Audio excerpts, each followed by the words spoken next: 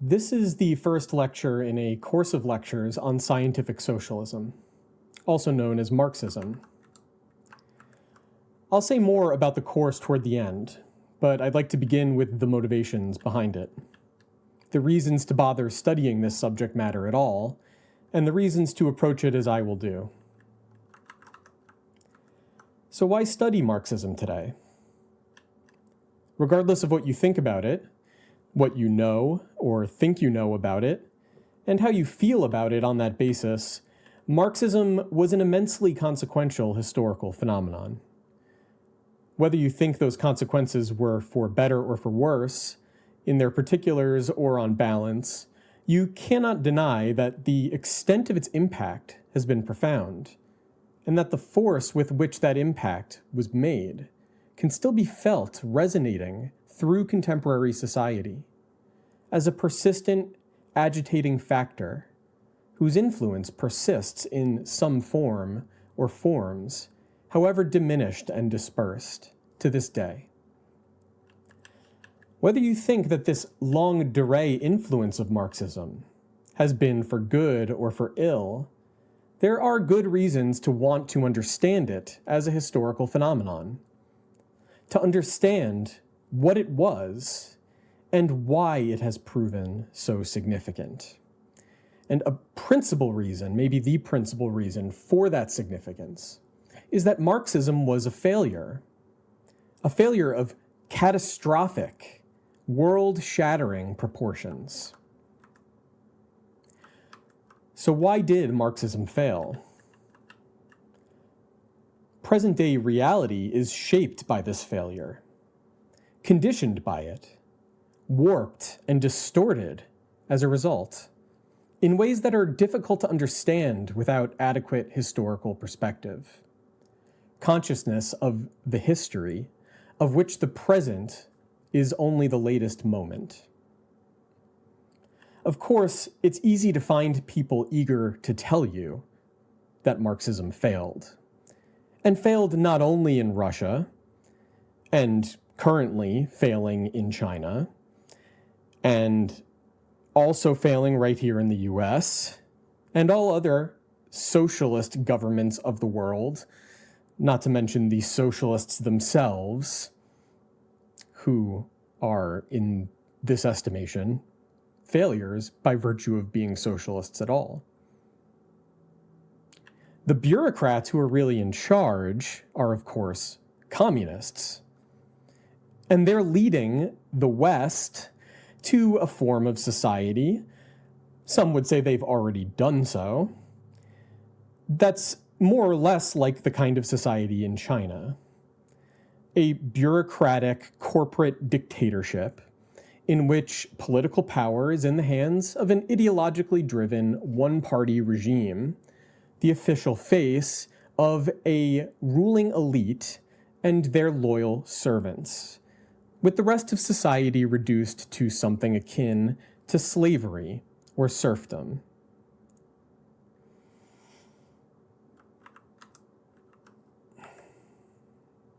So, the truth about Marxism.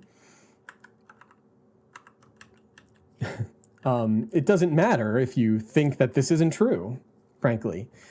Maybe you think it's actually worse than I just described, or maybe you think that everything I just said is a bunch of lies. What you think is true isn't important. What matters is what you can prove to yourself and to others. Truth is objective. It is not relative to what people think, any more than it is so foreign to what they think that they are incapable of knowing it. Marxism is not postmodernism. It is not relativistic in a vulgar sense. And I don't intend to present anything but the objective truth about what Marxism was and why it failed. But the objective truth is no good to anyone if it's only objective and not also subjective. If nobody knows what is objectively true about something, and nobody wants to know or needs to know, has any reason to know and to find out, then it doesn't matter how objective the supposed truth of the matter is. In other words, anyone can say that they know the objective truth about Marxism, but no amount of saying it will turn that from an opinion into a fact. The truth of what we think we know must be proven in practice. This is the gist of the second thesis of Marx's famous Theses on Feuerbach, which you can see on screen here. Proving the truth is not the same thing as convincing someone of something, not even yourself. Knowledge cannot simply be acquired as is. It must be forged in the struggle to grasp objective reality, to overcome our uncertainty concerning mere appearances and our mere opinions about them, to transform one's own opinion and those of others, these internal subjective standpoints on the objective world, into the common possession of a real objective fact shared between all subjects that know, as a common knowledge, a common sense. We, of course, know what the common sense regarding Marxism is, as I just described. That requires, namely, forging knowledge out of experience. That requires the demonstration of the objective truth about the phenomenon in question. The demonstration that what we think we know about the object is the truth about the object itself. What is essentially true about it, necessarily the case, and not only apparently or accidentally or mistakenly thought to be the case. We must demonstrate that we understand the object, that we grasp in thought what is really fundamental to know about it, namely, what it really is. As we are considering a historical phenomenon, it maybe is better to say what it really was. But of course, Marxism is also in some sense a living reality, a living tradition of not only political thought, but political action, of practice, and not only theory. The most famous of the Theses on Feuerbach, of course, is the 11th. Detractors are always quick to claim that Marxism or socialism or communism has failed everywhere it's been tried. If you want to argue that's not true, you'll have to explain why you aren't living in one of these socialist utopias yourself. Why must you insist on trying to impose your communist experiment on others who aren't interested in it, who like living in a free country rather than under a despotic, bureaucratic state that dominates society?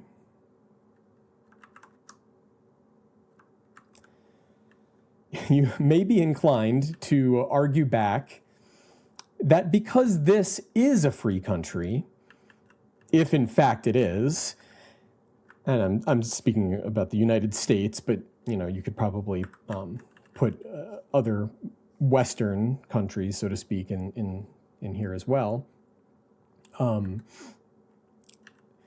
If in fact it is a free country, you should have the freedom to spread your views and to try to persuade others of their truth.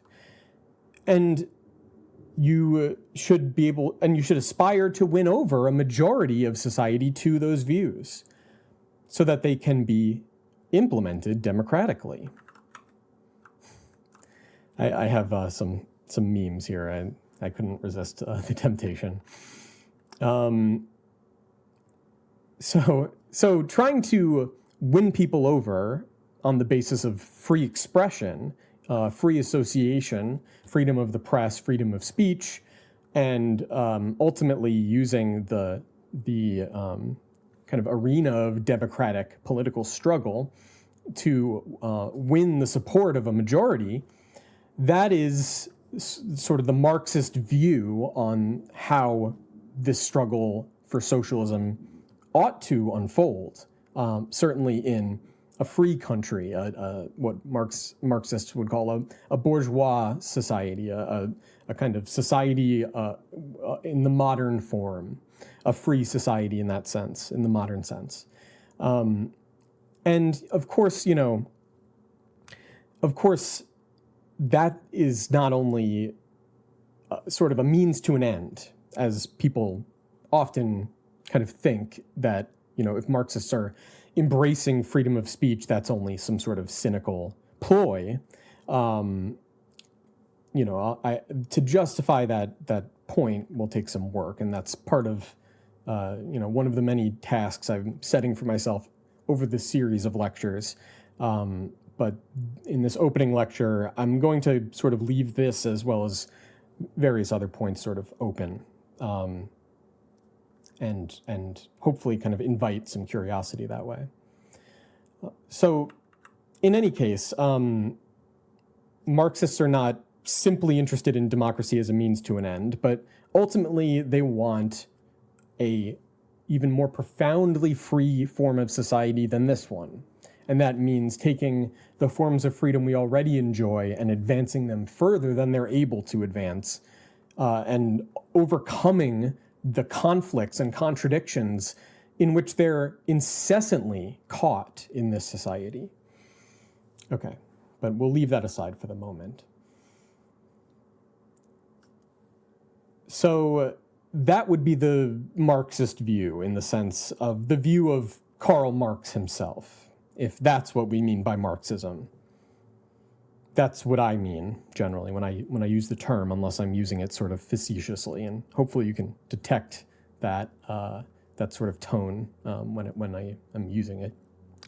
I try to make it as clear as possible.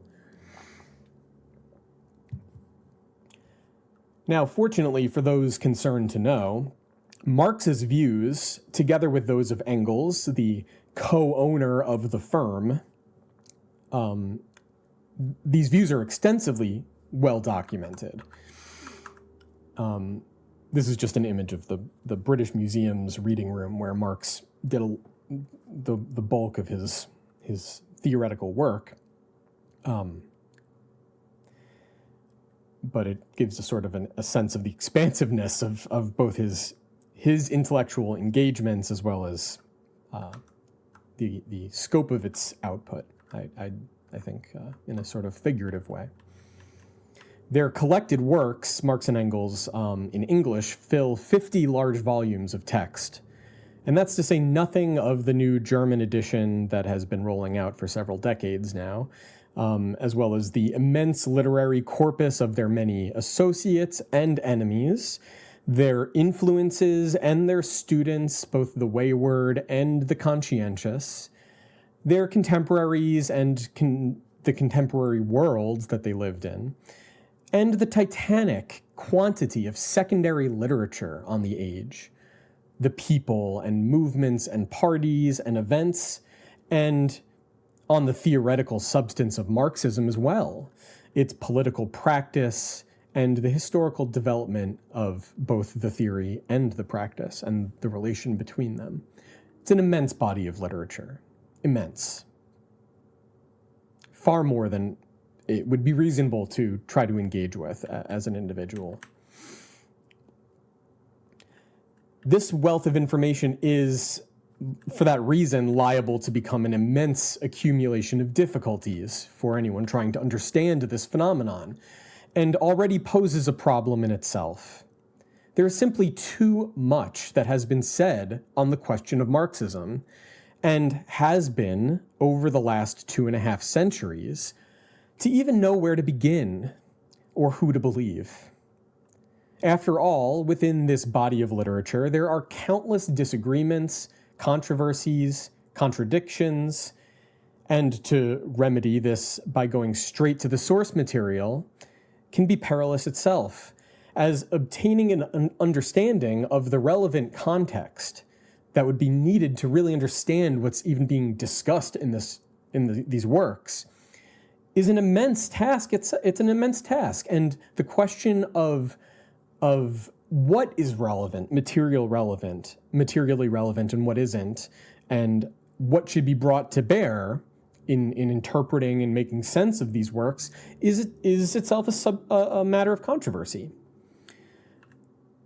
So even once you manage to get your bearings and delve into the thing itself, the writings of Karl Marx and Frederick Engels, namely, it is all too easy to become confused, to confront what may appear as contradictory views within their works, between them perhaps, but also kind of within each one of their, or between in their common perspective. There are apparent contradictions and sort of ambiguities and so on that have been pointed out over the many decades since they were written. And so it's not a trivial matter, not at all.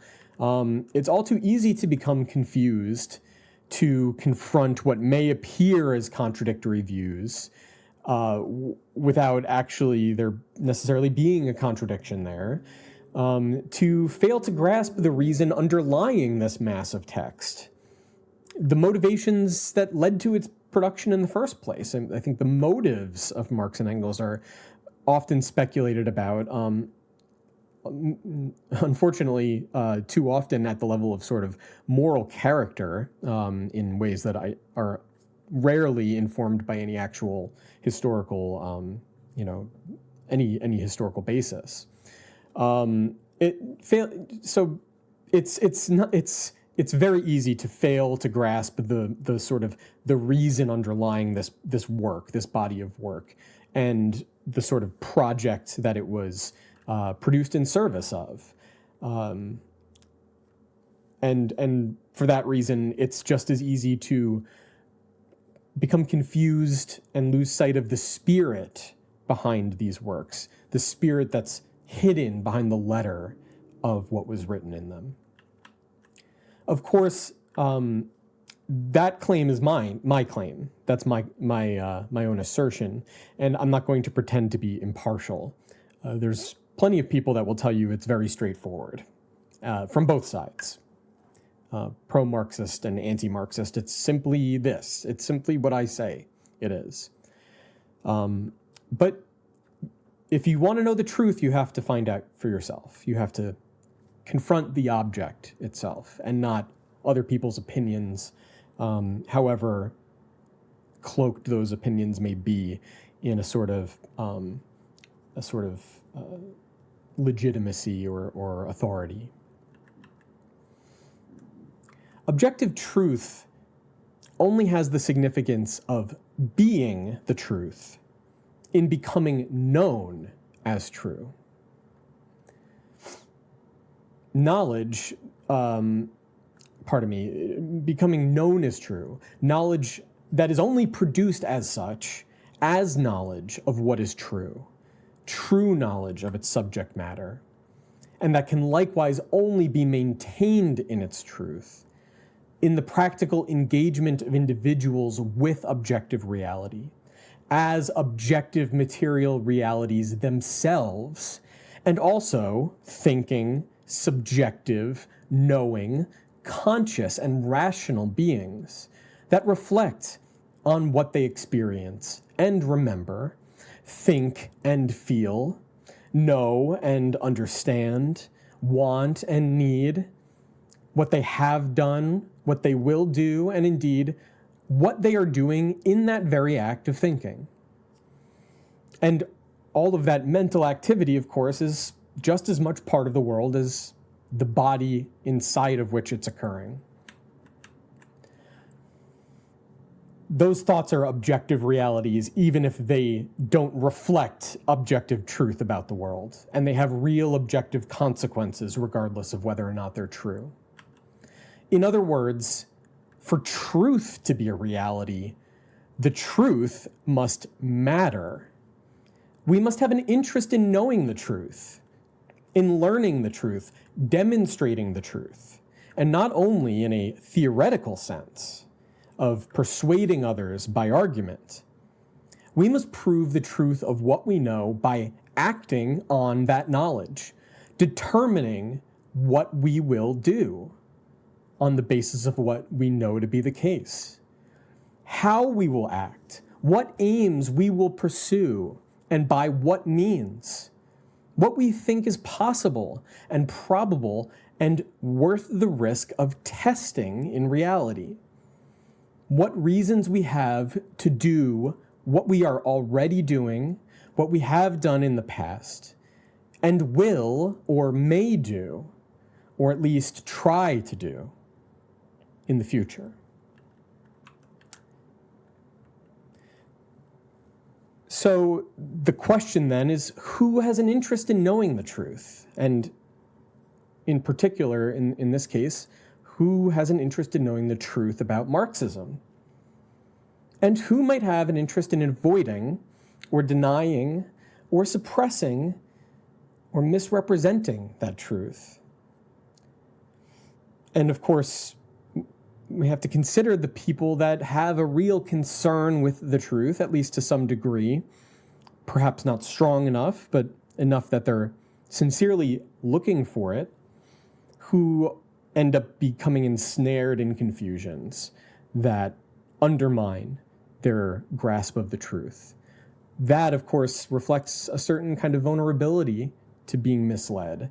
And frankly, it reflects a reality in which it's possible to get along without knowing what's true, at least, in this circumstance.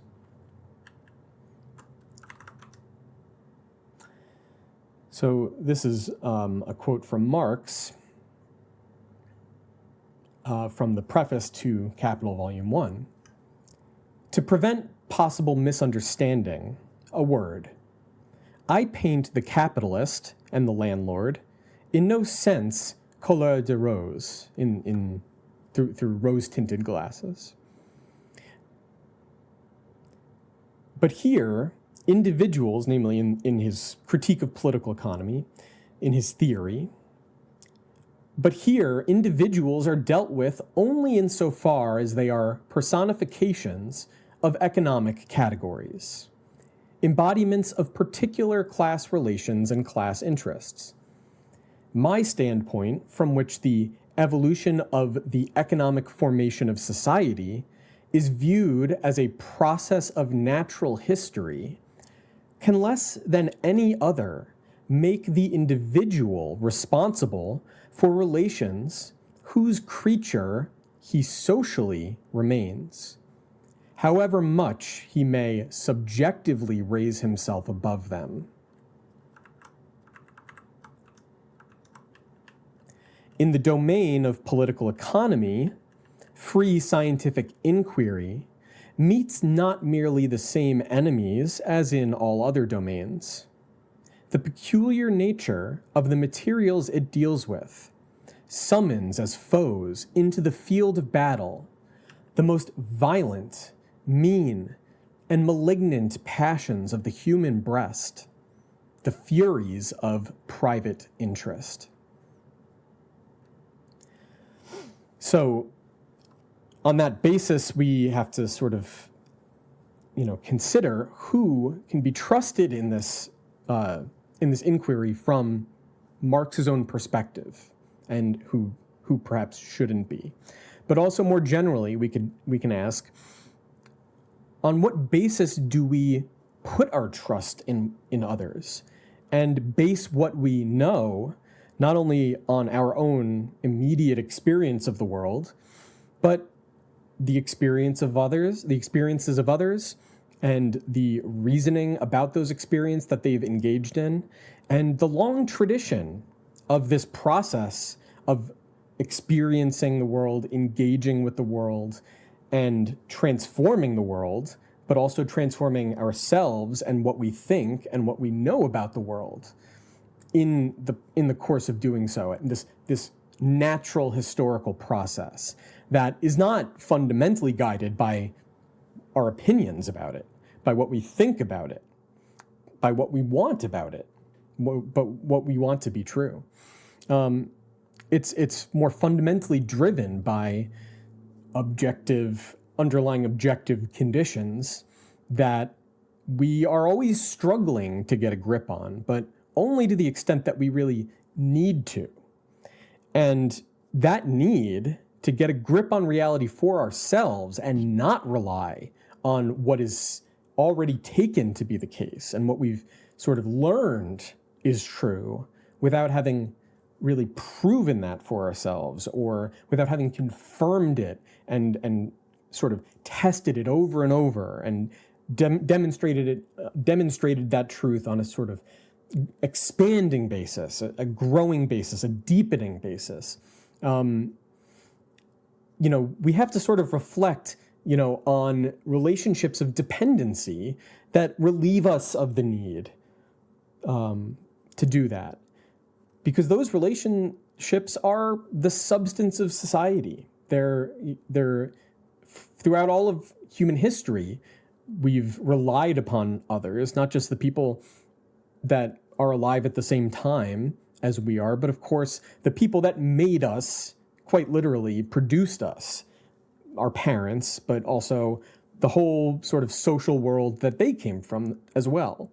And the whole social world involved in the process of forming us into adult human beings that have some degree of responsibility for themselves, at least. So we may depend on relations by which we obtain our means of life, which for the immense majority of people means producing our means of life for ourselves, rather than living by the labor of others, so that sort of exploiting their dependency on us, the way that a master exploits the dependency of his slave. Hence, we must rely upon ourselves as upon our own judgment. But at the same time, we cannot merely rely upon ourselves as individuals. Our relations in society are mediated by private interest, our own private interest, our own needs, our own private needs, our individual needs and concerns, but also those of all of the other individuals that make up this society. Private interests that pit us against each other as individuals in competition as the sort of motor of everything in this society, in modern capitalist society. And I say that not as sort of like a moral judgment, understand, but really simply as a technical description. This centrality of private interest in this society has torn apart and continues to tear apart the traditional bonds of society that were inherited from generation after generation of life that proceeded in a very different manner, or many different manners, but in general, that did not rely or did not put the burden of the organization of society on individuals being responsible for themselves and having to essentially fend for themselves within society. Of course, if you're excluded from any social group in the pre-modern world, you're kind of reduced to that level of an almost animal-like existence. But in modern society, we are, in a sense, reduced to animals within society that have to find food and shelter before we can do anything else. And those who are able to do a little bit more than enjoy kind of creature comforts, are a minority. And generally speaking, anything we are able to enjoy over and above that is sort of pulled down to that same level, sort of entertainment as opposed to enjoying the fine arts and so on. This sort of degradation of culture into mass culture, or a sort of cultureless society, kind of a monoculture in which all of the artifacts of human endeavor are produced simply to make a buck. At least that's always what sort of lurks at the back of our mind. That's the dilemma that an artist, for example, would face in this society, but also someone who enjoys art.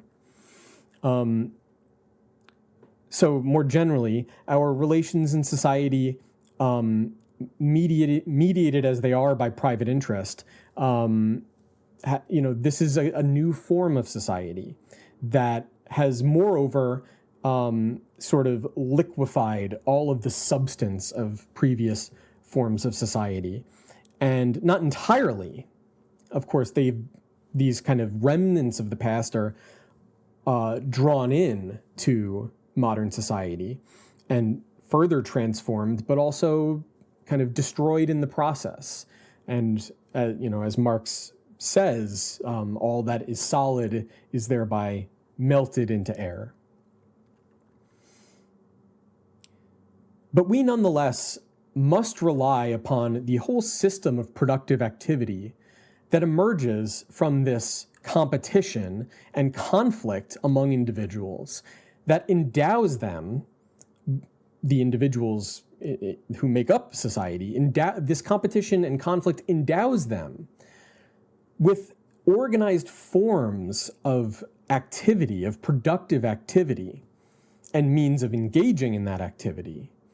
Forms and means that would be impossible to employ, let alone to produce, were it not for this system of organized social production that emerges out of the struggle of each individual in competition to meet their own individual private needs. Yet in capitalism, this contradiction between competition and cooperation is never resolved. As surely as competition brings about cooperation without any intention to cooperate on the part of those involved, that cooperation undermines itself and generates new forms of competition and conflict, thereby disintegrating the very substance of social life that forms on this basis. So capitalism isn't only destroying the older forms of social life in that sense. And to be clear, when I say capitalism, I'm not attributing anything to anyone. As Marx said, even the capitalist is essentially treated from this perspective as not responsible for what they're doing, but as, in a sense, caught up in natural forces, obeying natural laws that are beyond their understanding and beyond their control. And that goes for the capitalists as well as the workers. So it's not about blaming the capitalists for this. But when I say capitalism like that, what I really mean is that this way in which the whole mass of society is acting, engaged in this kind of collective activity that is in conflict with itself. On the one hand, the competition of every individual against every other, and on the other hand, a sort of integrated cooperation of all individuals that emerges on that basis. This was the famous invisible hand of Adam Smith, for example. That whole process is not only doing away with the old forms of life, but also does away with the forms of life that emerge from within it, coming into conflict with these forms of competition and undermining them only so that new ones can arise. And of course, there is progress in some sense, but what we mean by progress is going to be a sort of a major sticking point in this series of lectures, as we'll see a little bit later. So in the face of this dynamic, efforts to overcome competition by consciously imposing forms of cooperation as against that competition they fare no better. And that doesn't matter. It doesn't matter if they're motivated by moral sentiments or principles or what have you. Even when transformed into systems of political, social, economic reform in a very kind of scientific and technical way, they simply are not capable of doing what they're trying to do.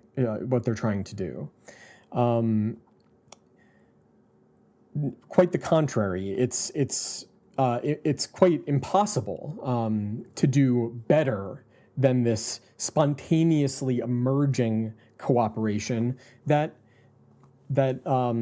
grows out of the war of all against all for the means of life. That brings us back to this question of experiments, socialist experiments, communist experiments, the experiment of Marxism, so to speak. Go ahead and try your communist experiment somewhere else, right? That's why democracy is bad in the eyes of certain elements who are hostile to this whole way of thinking, and perhaps rightfully so. Democracy is bad because it sort of it leaves open the possibility of the mob imposing their will on the minority. And of course, that's not a good thing from the perspective that would be subjected to an unfree condition on that basis. Even if that's not like a sort of a rational, well-founded perspective to have, there is nonetheless this sort of question about, well, is democracy such a good thing if it can leave open this possibility? Perhaps not. Perhaps it would be better if instead of democracy, we just sort of fragmented into as many little experiments in how to organize society as we want, as people want to do. And, if you want to go try communism somewhere, go ahead. Don't impose it on me. But this is really no more workable than the sort of philanthropic impulse to impose cooperation in lieu of competition. That sort of fragmentation simply cannot go to the limit of where it's trying to go without being pulled right back into the same dynamic that it's trying to escape, this sort of concentration and centralization of the whole system of society into an integrated process of united cooperative activity, embracing the whole world and everyone involved, everyone involved in modern society.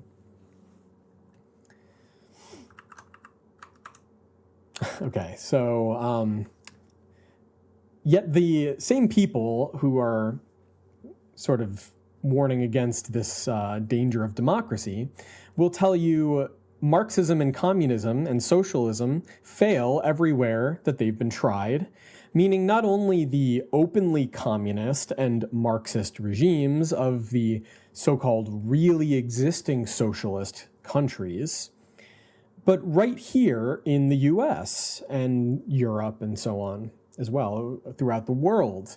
From this perspective, socialism is everywhere.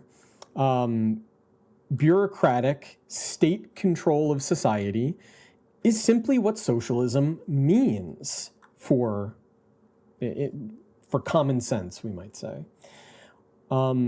That's what people know that word means. They know that socialism means the state controlling everything, or controlling having a sort of outsized degree of control far beyond the very limited role it is sort of thought to have by necessity for modern society, a sort of limited state.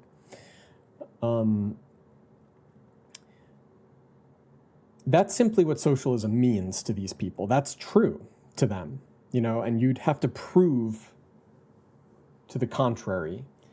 So what would that mean to prove that? if you want to do so. Now, what they know it means, that's what they know this word means, and they have every reason to think that that's what it means. That really needs to be understood. We're not talking about people that have simply been lied to. You know, this isn't just a matter of correcting the record. This comes out of the confusion that issued from the unfolding of this Marxist political project itself and its failure. So they have every reason to think that this is what socialism is, and they have no reason to believe or even to trust those who say otherwise. And why should they? Socialism, in that sense, is already here in the United States, and what it may not call itself socialism. Certainly, like Joe Biden didn't call himself a socialist. Obama didn't call himself a socialist, though he was called a socialist. George W. Bush, etc., certainly didn't. Trump doesn't either, although we'll come back to Trump. So the same people that will tell you that oh, pardon me, I already read that. What we have may not call itself socialism, but it looks a lot like what those various socialist countries are supposed to have looked like, or what they currently look like. And that includes the fascist ones, which were socialist too, of course, from this perspective. And again, there's a basis for that. And it seems to be that we are kind of tending further in that direction, though maybe Trump pulled the emergency brake just in time from this sort of bureaucratic takeover of society. Maybe he did, maybe he didn't. If so, if he did sort of do that, how long will it last? Will he ultimately triumph, or is the deep state going to kind of come back? Socialism, in that sense, being the deep state. Understand, this is what these words mean to people. And you're not going to convince them otherwise by telling them that they're wrong. You're just not.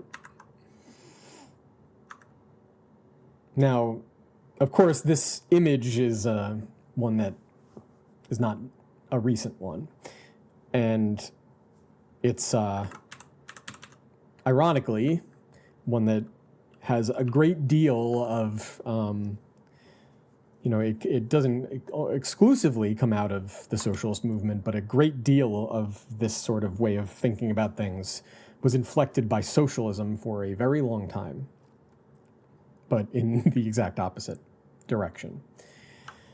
So socialism, in this sense, this sort of common sense of what socialism means, is the encroaching state control over everything, which is also the corporate control over everything, because the same ultra-wealthy elite are behind both, and so are the establishment wings of both parties, as people say, which is to say the uniparty, the one-party state that we really live in. It's a tyrannical, one-party, bureaucratic state. That's socialism. And that leads inevitably toward communism, the most extreme form of totalitarian state domination, in which everyone is directly enslaved by the ruling elite. Socialism failed everywhere, and it will fail here. That's, again, this common perspective, because it leads to a nightmare that free people will not tolerate.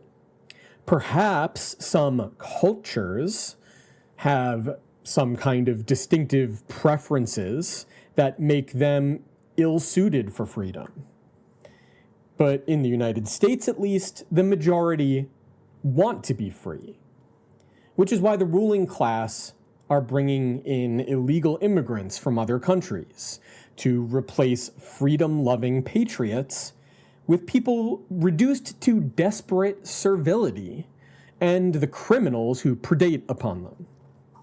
This is, again, not my perspective per se, but this is the real perspective that people have that's far more common than any positive sentiment about socialism. And frankly, the positive sentiments often have the character of simply inverting this and turning what is here being presented as a bad thing as a good thing. And that isn't something that has any real basis in the history of Marxism, that's for sure, in the sense that that's not how Marx understood it. But that's something that we'll come to.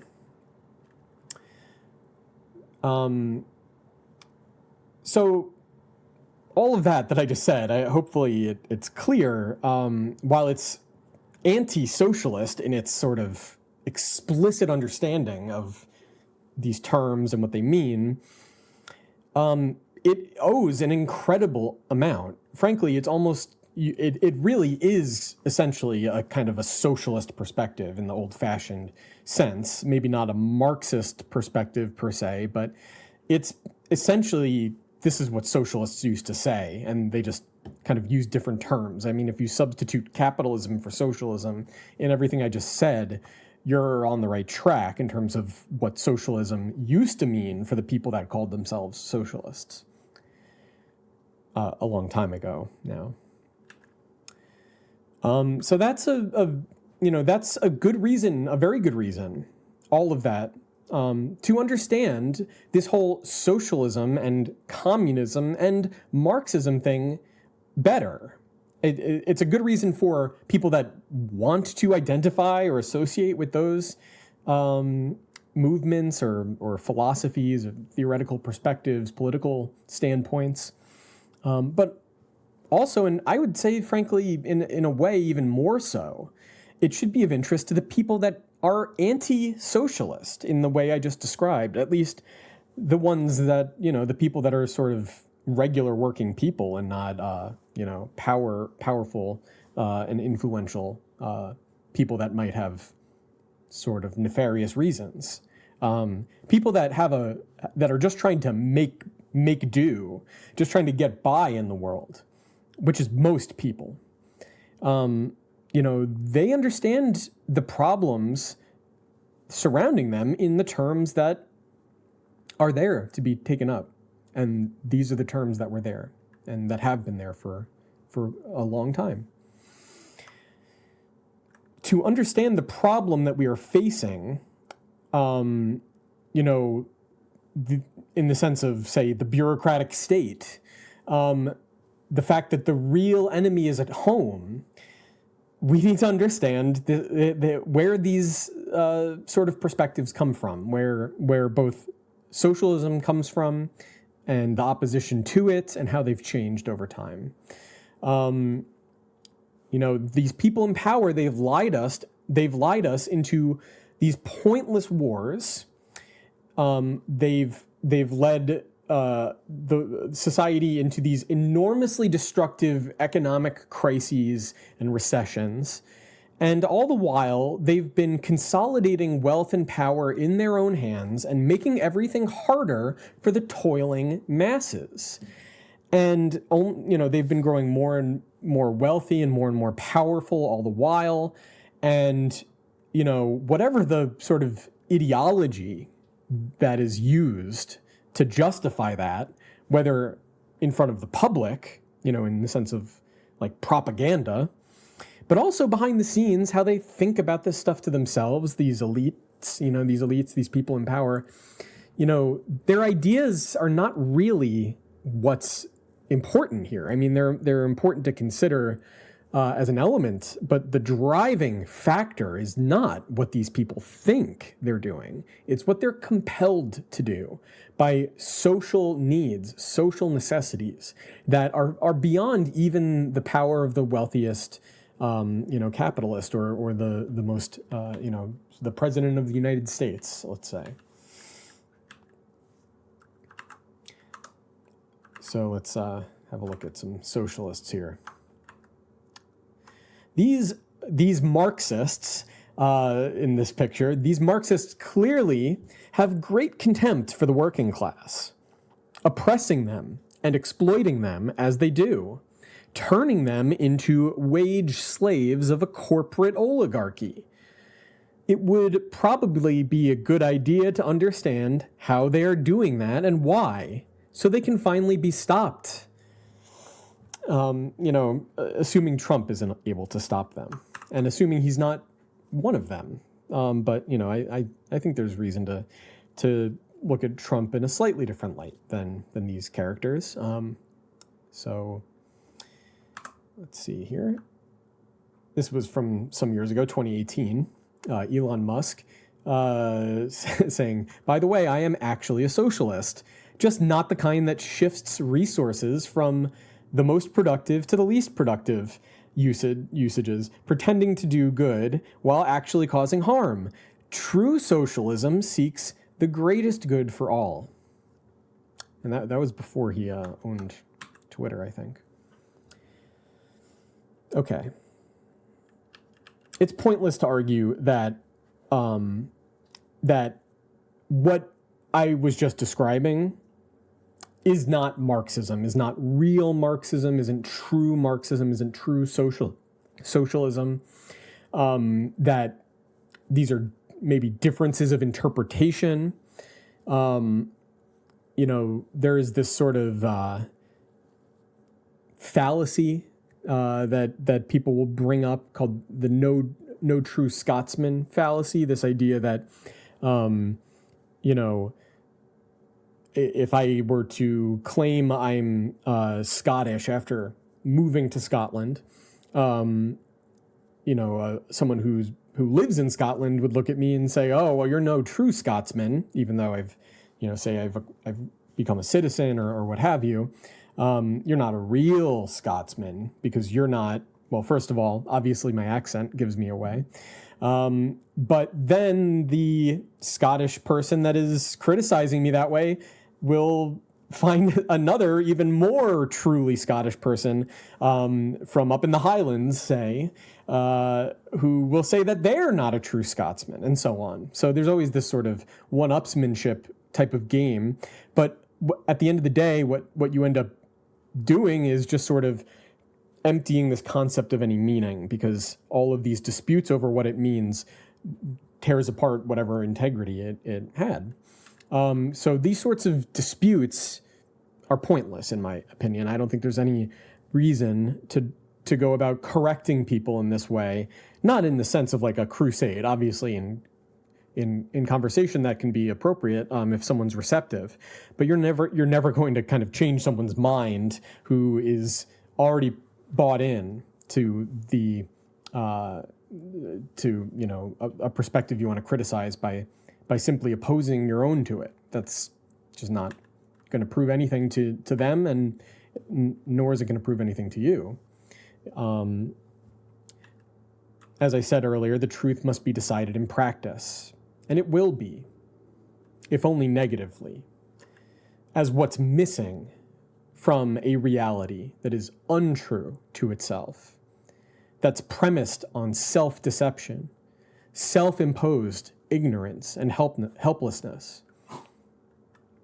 The only way out, pardon my dog's sneezing behind me, the only way out is through. We have to understand the rational kernel we have to understand the rational kernel in the mystical shell, as Marx puts it. Apparently my dog is allergic to that thought. Okay, let's move on. The spectre of Marx keeps haunting us. That's an image of Lenin's embalmed body in his famous tomb. The specter of Marx it keeps haunting us. It comes back again and again like a ghost, confronting us with the unfinished business of the past with which we are burdened, the past that dominates the present, the tradition of the dead that holds us in its grasp, sucking our life like a vampire, weighing like a nightmare upon our brains. Not simply, and by this I'm not referring to simply something that happened in the past. I'm talking about the impact of these past events in the present.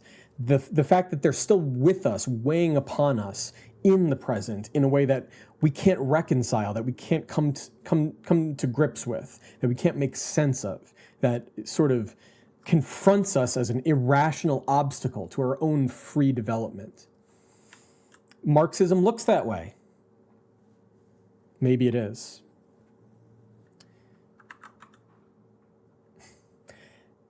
Socialists in the capitalist countries, so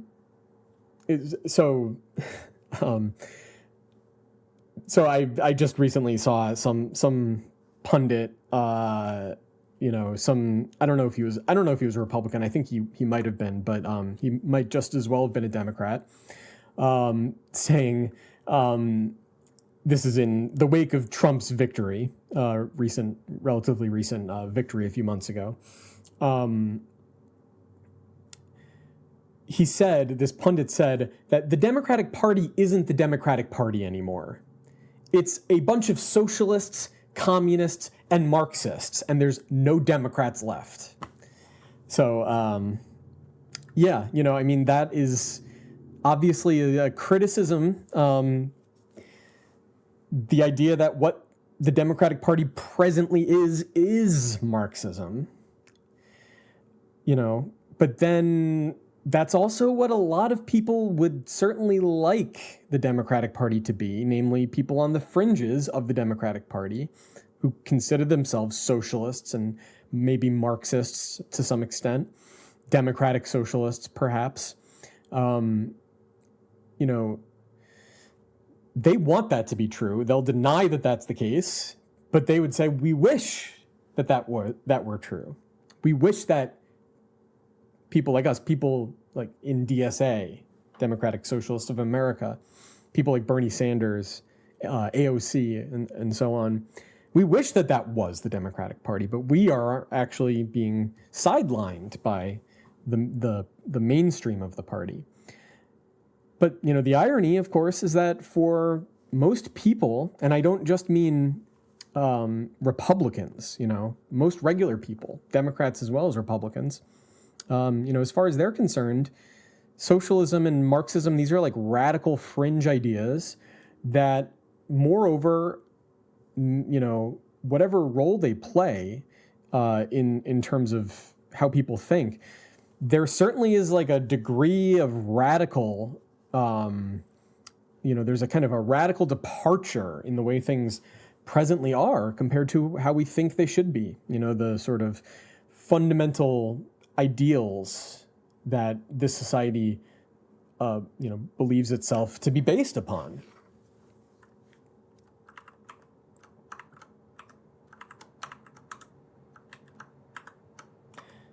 Okay.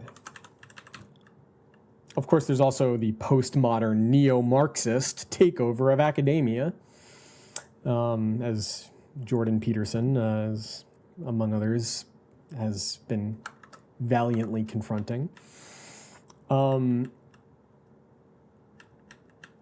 there's also something else besides the Democratic Party and the bureaucratic state and the postmodern academics in the halls of the institutions of higher education and the learned professions, the media, all of that.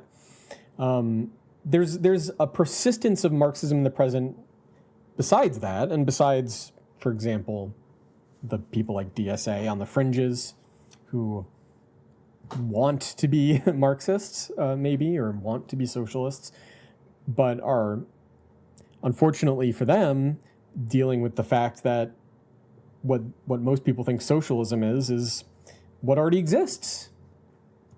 Maybe that's what DSA wants too. But leaving all that aside, there's another maybe more important phenomenon to take into consideration in terms of the specter of Marx still haunting us. And that's the political discontent of the working class that was undeniably expressed in the popular momentum behind Donald Trump. Now, obviously, this image poses things in a, I guess I'm inverted, but this image poses things in a certain way. Now, the Tea Party, if you remember the Tea Party, beginning right around Obama's first election, the Tea Party called Obama a socialist back in 2008. And the critics had even, and the crisis, the economic crisis at the time, had even the mainstream capitalist press invoking Marx. Was Marx right, after all, about capitalism being prone to crises, and irresolvably so? Young people who opposed the war in Iraq, but also Afghanistan, and voted for Obama largely on that basis, they started calling themselves socialists at the time and learning about Marxism when they went to college or in college at the time, from professors and also from old, members of old sectarian groups, remnants of the New Left of the 60s and 70s, and some with roots going back further than that,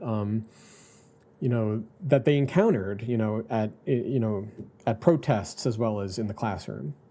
Socialism for these idealistic young people of my generation, the millennial generation, was like the New Deal. It was like FDR. It was like the Great Society, the war on poverty, the civil rights movement, the Black Power movement, feminism, queer liberation, all of these things from decades and decades ago, really.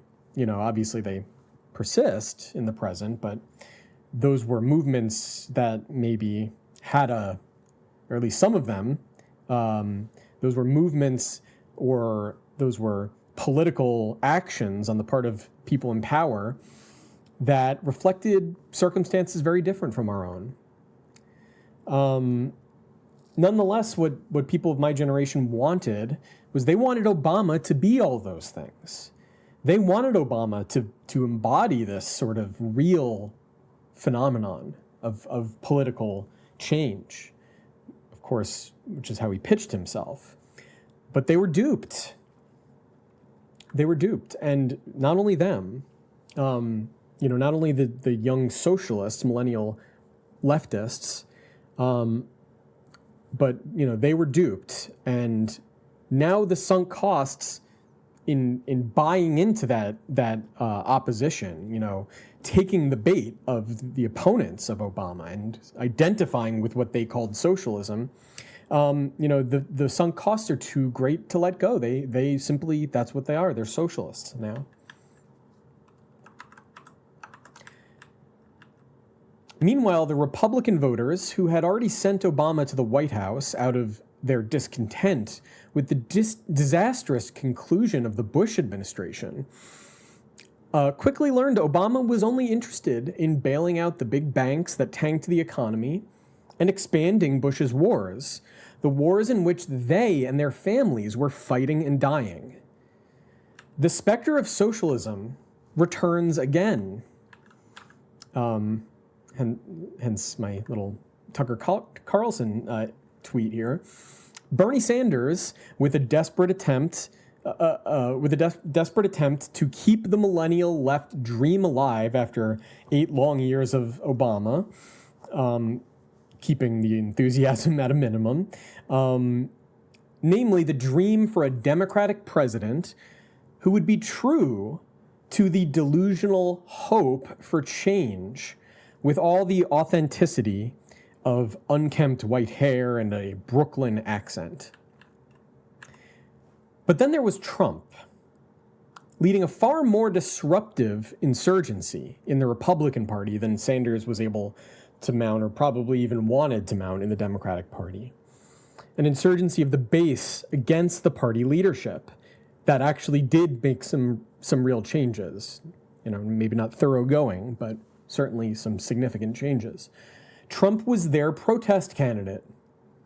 He was their, I think as Michael Moore put it, he was their middle finger to the political establishment, who said, among other things, that he would end the wars. He would stop wasting American money and American lives in these foreign adventures and put the American people first. And first and foremost, the working people. He said that he would make the Republican Party a working class party. That was a big point for his campaign in 2015, 2016. He said that he would drain the swamp of corruption in Washington. And what did the Democrats say? What are they still saying? Trump is a Russian asset. Let's go back to this.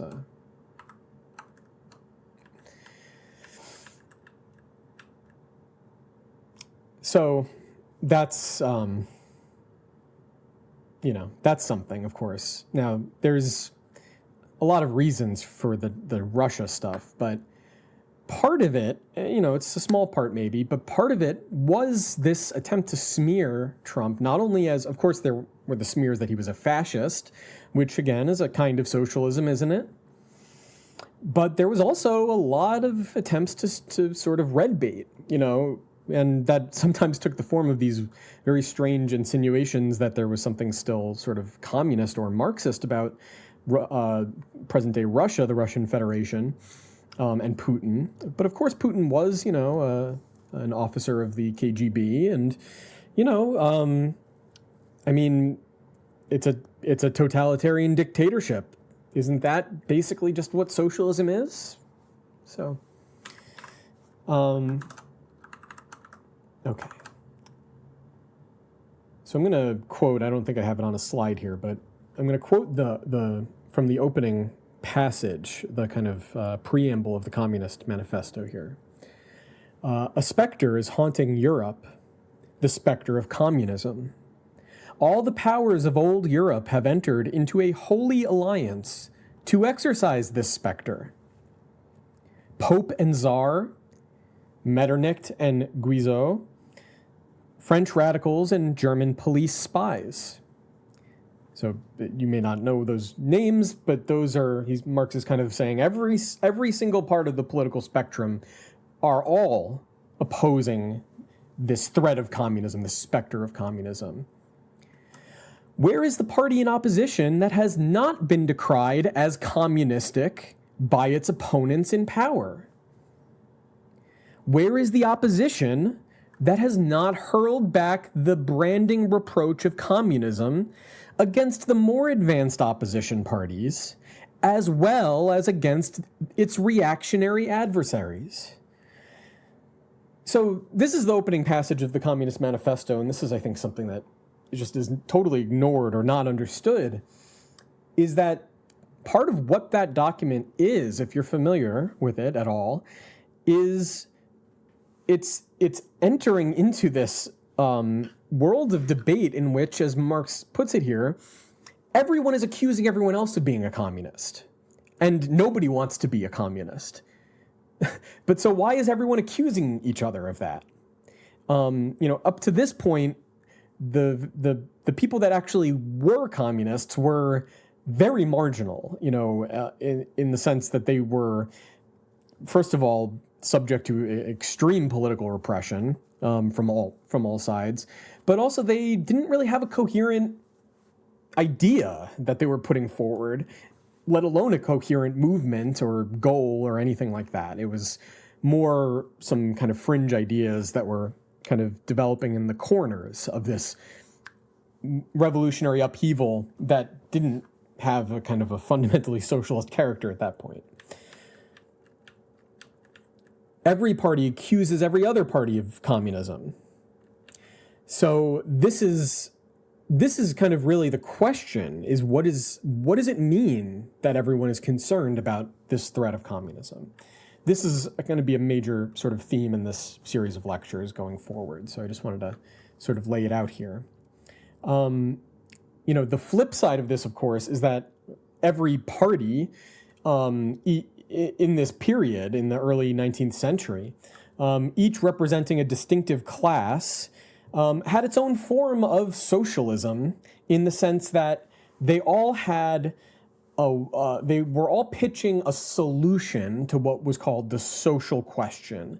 And what the social question was in this age, the Industrial Revolution, in which the very nature of life itself was being radically changed from the very roots. Like everything that existed was being torn up and being replaced by something completely new that no one had ever seen before, namely large-scale industrial production, large-scale machine production that made human labor, which had been the basis of all production beforehand, into at best a sort of ingredient in the production process that is not itself central, and at worst it's kind of a waste product that builds up, and you end up having far more people looking for work than you are actually able to employ. You have mass unemployment, which creates all sorts of other problems in society. And so dealing with that was the question of the day in the early 19th century. And so the ideas of the socialists ended up being taken up, not necessarily in the sense that everyone was like literally preaching socialism, although there was a lot of that. They increasingly started making appeals on this same level in terms of solving this problem of mass unemployment and poverty and so on, crime, prostitution, alcoholism, all of the various pathologies that come with it. So they were all kind of pitching themselves as socialists in some way. They recognized that there was a radical social upheaval going on, and they had to try to make some sort of attempt to address it. And they, of course, did so on the basis of the interests of that section of society that they represented. So what they would do is each party representing a different class, a group with a distinctive economic function and role, and a distinctive set of interests based on that, as classical political economy outlines and explains. They would take the interests of the class that they represented and sort of pose those interests as the general interests of society. So, of course, the way that this gets talked about now is the capitalists, we want them to have, we want tax cuts for the rich, because the rich don't simply take that money and, buy donuts or something. That money is social wealth that they have a sort of position of responsibility over to some extent.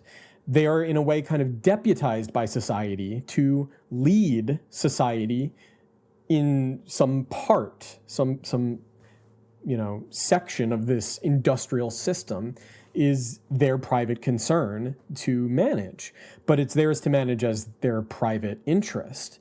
It's not as if they're literally accountable to the people they employ. But nonetheless, if they don't concern themselves with the aggregate results of this whole system, then what happens is the system breaks down in a way that threatens their position. So they have to do something about it, if not directly as employers, then politically. And so socialism means a lot of different things. It means as many different things as there are different classes with different material interests in society that are distinct from one another and opposed to one another, at least in some cases to some extent. And in the case of the capitalist class and the newly emerging working class of wage laborers, perhaps more than episodically so. Okay, so I'm going to move on a little bit. Okay, so there were all varieties of socialism, but then what is communism? Well, what did Marx and Engels say? They say they took up communism at the time because it was the idea that the wage laborers themselves were rallying around. That was the form of socialism that was most of interest to them. And so communism was the demand of these proletarian wage laborers, proletarian meaning they don't own any means of employing themselves, they don't own any property that generates passive income, to use a contemporary phrase. They don't have any way of making a living other than working, and specifically working for someone else because they can't employ themselves or simply directly produce what they consume for themselves. They have to find a job, in other words. That's what a proletarian is someone that has to find a job.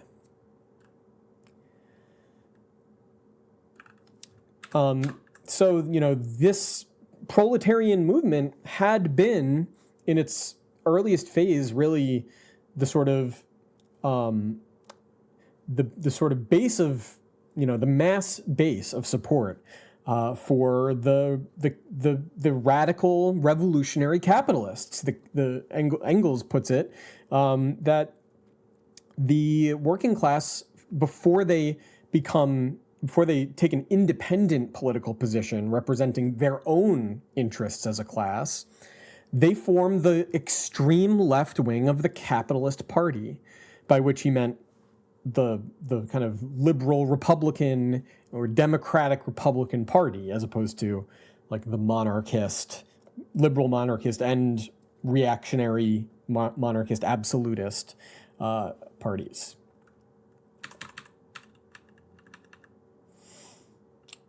There was also an older tradition of communism going back deep into history, which we'll talk about in the future, specifically Christianity being central. So I'm going to leave that there for now, but that's an important thing to recognize. There were these sorts of older forms of communism. That was, of course, before the modern world came into existence, before the modern working class had taken shape, and its concerns, its distinctive concerns and interests, as well as those of the rest of modern society had emerged. But there is nonetheless this tradition going back deep into history of a kind of desire for communism. So, maybe that's what this is. Maybe this is just that same old longing for community that was lost when the powerful started dominating the weak and enslaving them throughout history. But modern communism was different. So this is an image from an early, from an early kind of primitive kind of communism along those lines I was just describing. John Ball. These are just some images from the Chartist movement, which was the first modern working class movement in England.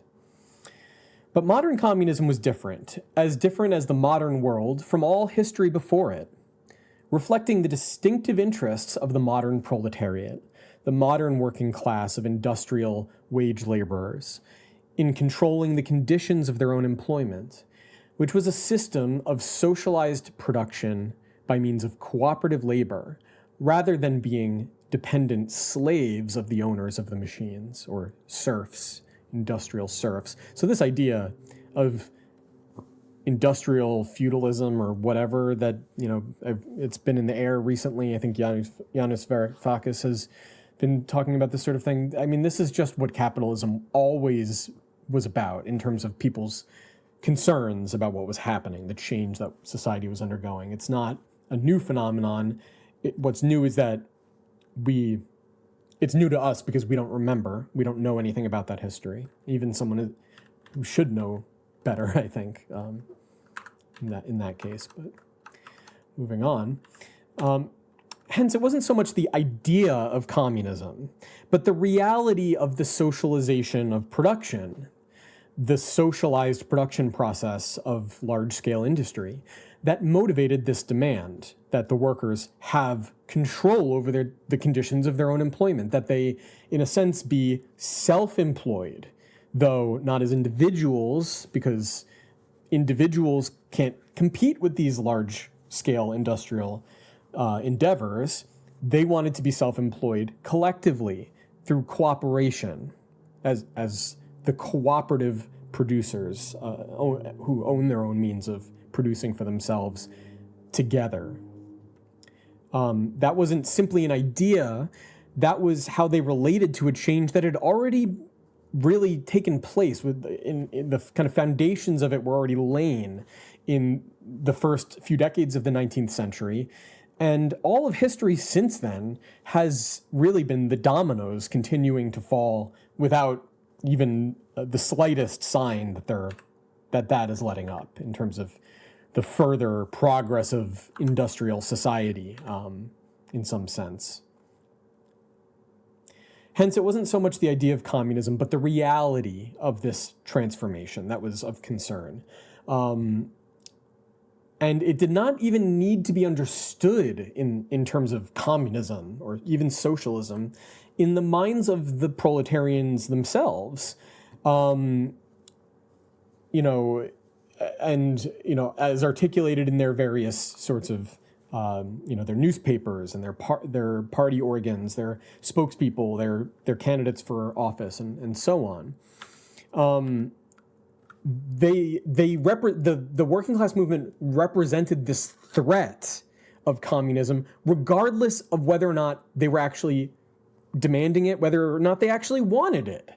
And in that sense, you could say that just as the people that support, say, Donald Trump, specifically the kind of working class support for Donald Trump, just as they are concerned about communism from the bureaucracy that controls the governments and the private corporations and the oligarchic ruling class, the ruling elites that own and dominate those things. Just as they are concerned about communism, the people in power are concerned about them representing communism in the same sense. That's why they're afraid of Donald Trump, or why they have been, and maybe that will change, in some sense. Not that Trump literally represents, in the sense that he's actually trying to do something like that, turning capitalist industry into socially owned industry or anything along those lines, but any movement in that direction, namely in the direction of working class people asserting their own interests in these economic relations and their political kind of their political superstructure, any movement in that direction represents the threat of communism. And not only movement from the working class itself, but in a sense, all of the forces at play in society that threaten to agitate the society from below pose that threat. And so, why do they want this kind of increasing control from above? They need it to prevent the people from below trying to take control themselves. Whether or not that's actually happening, whether anyone's actually trying to make that happen or not, they're afraid of that possibility. And the more initiative, the more discontent, the more mass agitation and mass movement from below that they see, the more concerned they get.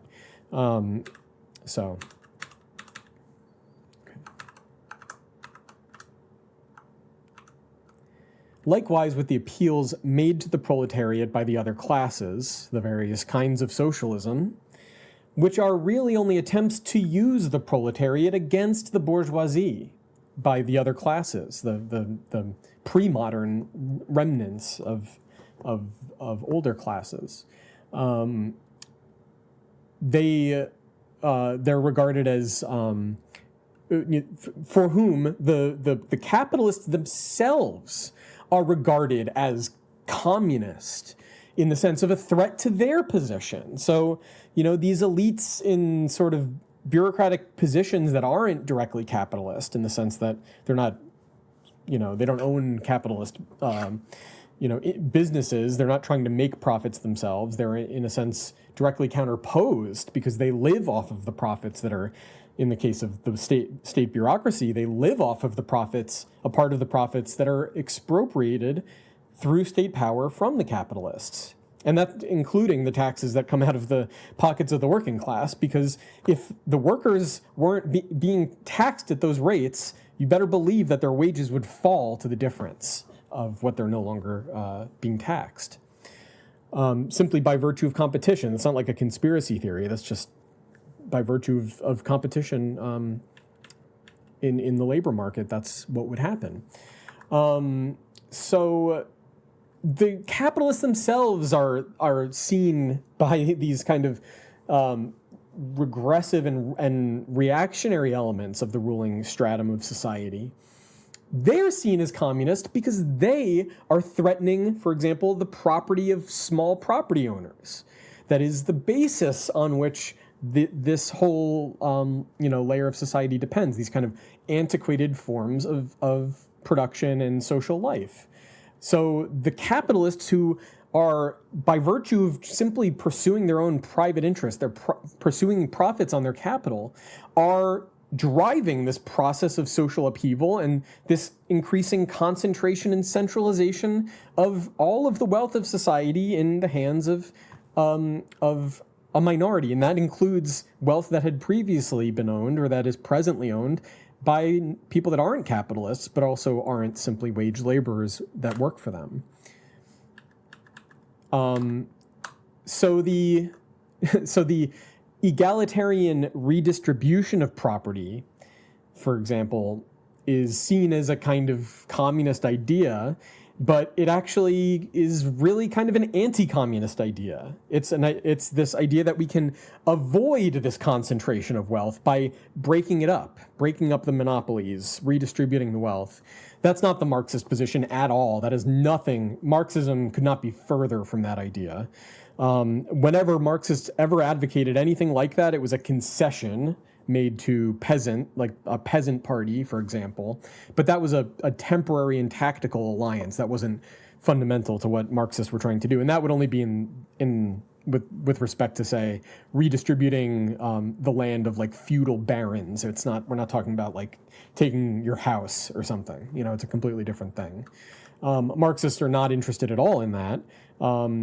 In redistributing wealth, but that becomes associated with socialism for the reasons I was describing earlier, and frankly, specifically to combat the tendency towards communism that capitalism itself represents, and therefore the capitalist class. Socialism and communism, as should be clear at this point, I haven't said it explicitly, already existed decades before Marx and Engels got involved. And frankly, their role when they did get involved was as critics of this movement. And we'll see that in the further kind of lectures. This is another scene of the Chartists. This is an image of Marx and others in the first international, the first international working class political organization. Became a political organization, but okay. So Marxism, to be clear, is not a matter of converting everyone to Marxism, which may sound strange, but it's really more a matter of a critical interrogation of what exists. It's not about trying to sell some idea. It's about criticizing the ideas that already prevail, and really more importantly, understanding where those ideas come from, the material, objective basis of those ideas in society, and on that basis, developing a clearer understanding that can of those kind of underlying material conditions that can penetrate through the confusion of these ideas that reflect sort of partial, one-sided, narrow perspectives, narrow interests, narrow horizons of want and need and endeavor that are too constrained to see the bigger picture of this overarching historical process that's going on and that we're all involved in, that we're all participating in. Okay. So that's the sense in which, for Marx and Engels, their socialism, their current within the socialist movement was scientific, or as Engels puts it, Marx put socialism on a scientific foundation. In other words, he subjected it to criticism, to rigorous criticism on the basis of a kind of systematic grasp of the objective social reality underlying it and the historical process that gave rise to that reality. Engels actually joked when he was talking with Marx about writing a review of Capital Volume 1, that he could get it published in a reactionary newspaper, but because he could say this is a work of science that doesn't necessarily lead to the political implications that Marx himself, doesn't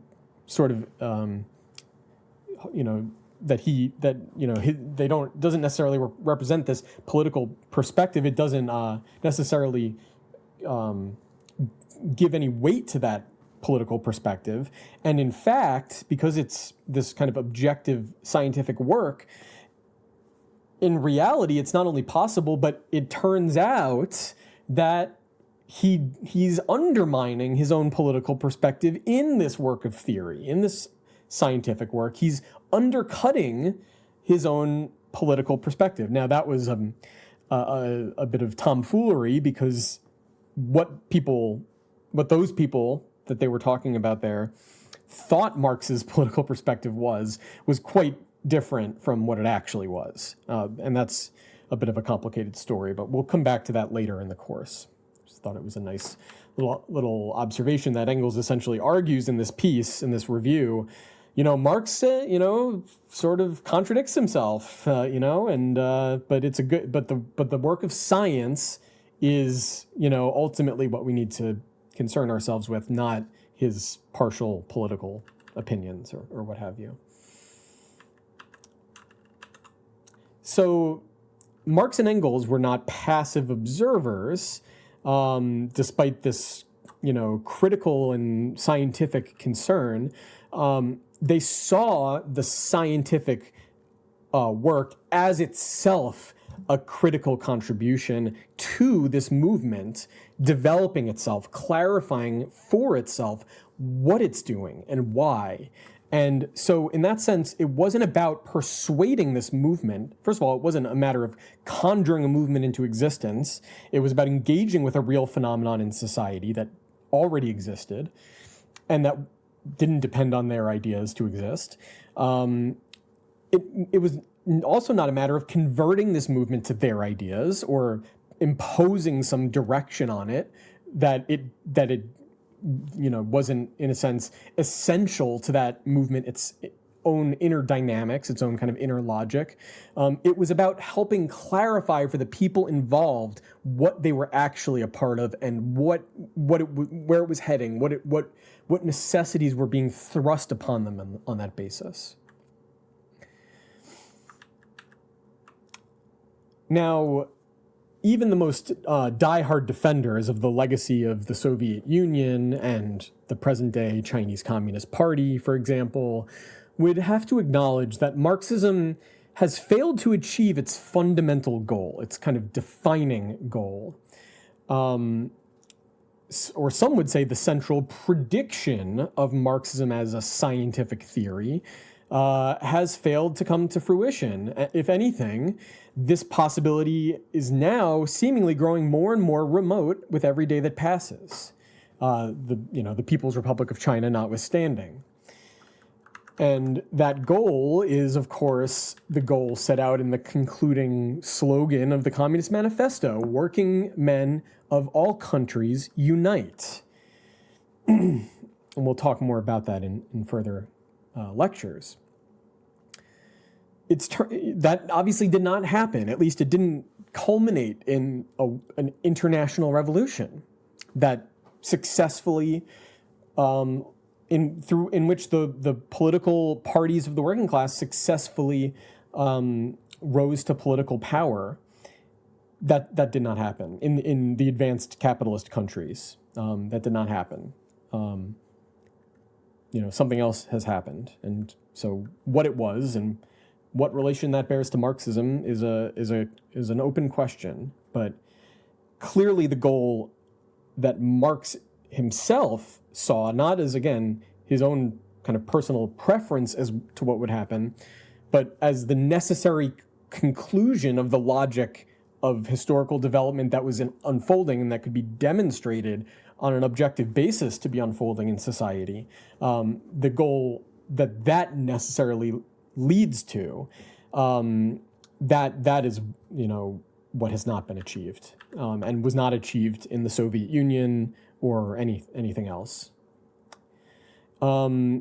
It's turned out, in fact, that the proletarians of all lands seem to prefer their chains to the prospect of winning a world for themselves, and that the bourgeoisie have produced no grave diggers, but have succeeded in breeding for themselves a race of hereditary wage slaves.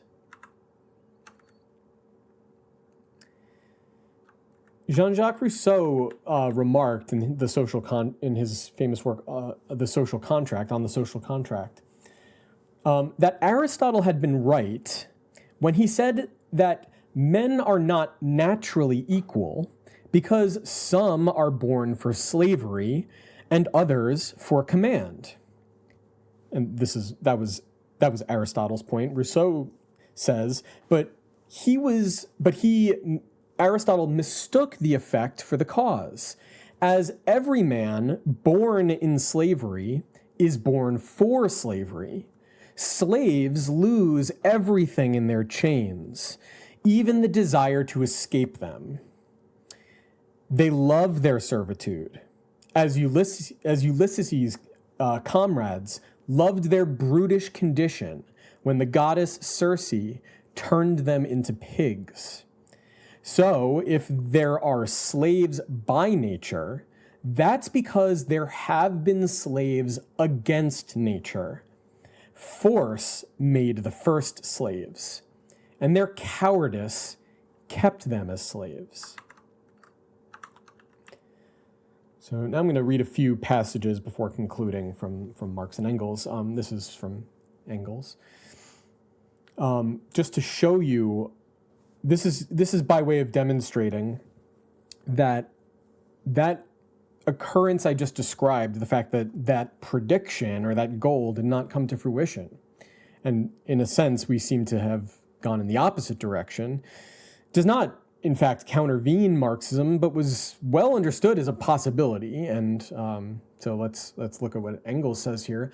The working man, ground down to the dust, trodden upon, physically ruined and mentally exhausted by a haughty class of money-loving mill lords, the working man certainly would deserve his fate if he did not feel his blood mount in his cheeks upon being very coolly told that he is doomed forever to serve as a piece of machinery, to be used and misused as it suits his lord, for the greater glory and the more rapid accumulation of capital, and that it is under this condition only that the ascendancy of his country and the existence of the working class itself can be made to continue.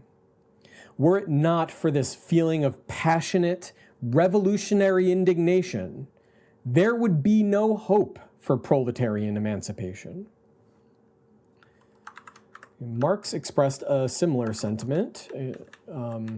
So this is Marx.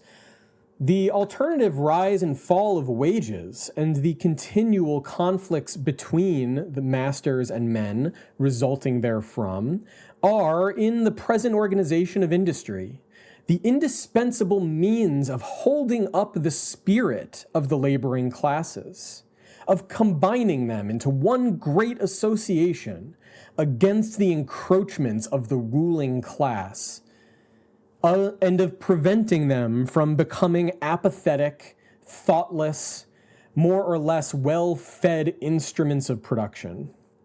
In a state of society founded upon the antagonism of classes, if we want to prevent slavery in fact as well as in name, we must accept war. This continues. In order to rightly appreciate the value of strikes and combinations, we must not allow ourselves to be blinded by the apparent insignificance of their economical results, but hold, above all things, in view their moral and political consequences. Without the great alternative phases of dullness, prosperity, overexcitement, crisis, and distress, which modern industry traverses in periodically recurring cycles, with the up and down of wages resulting from them, as with the constant warfare between masters and men, closely corresponding with those variations in wages and profits, the working classes of Great Britain and of all Europe would be a heartbroken, a weak-minded, a worn-out, unresisting mass whose self-emancipation would prove as impossible as that of the slaves of ancient Greece and Rome. So you can see Marx is not opposing competition. In fact, he sees competition as absolutely essential. In fact, competition is what he means by the class struggle, ultimately.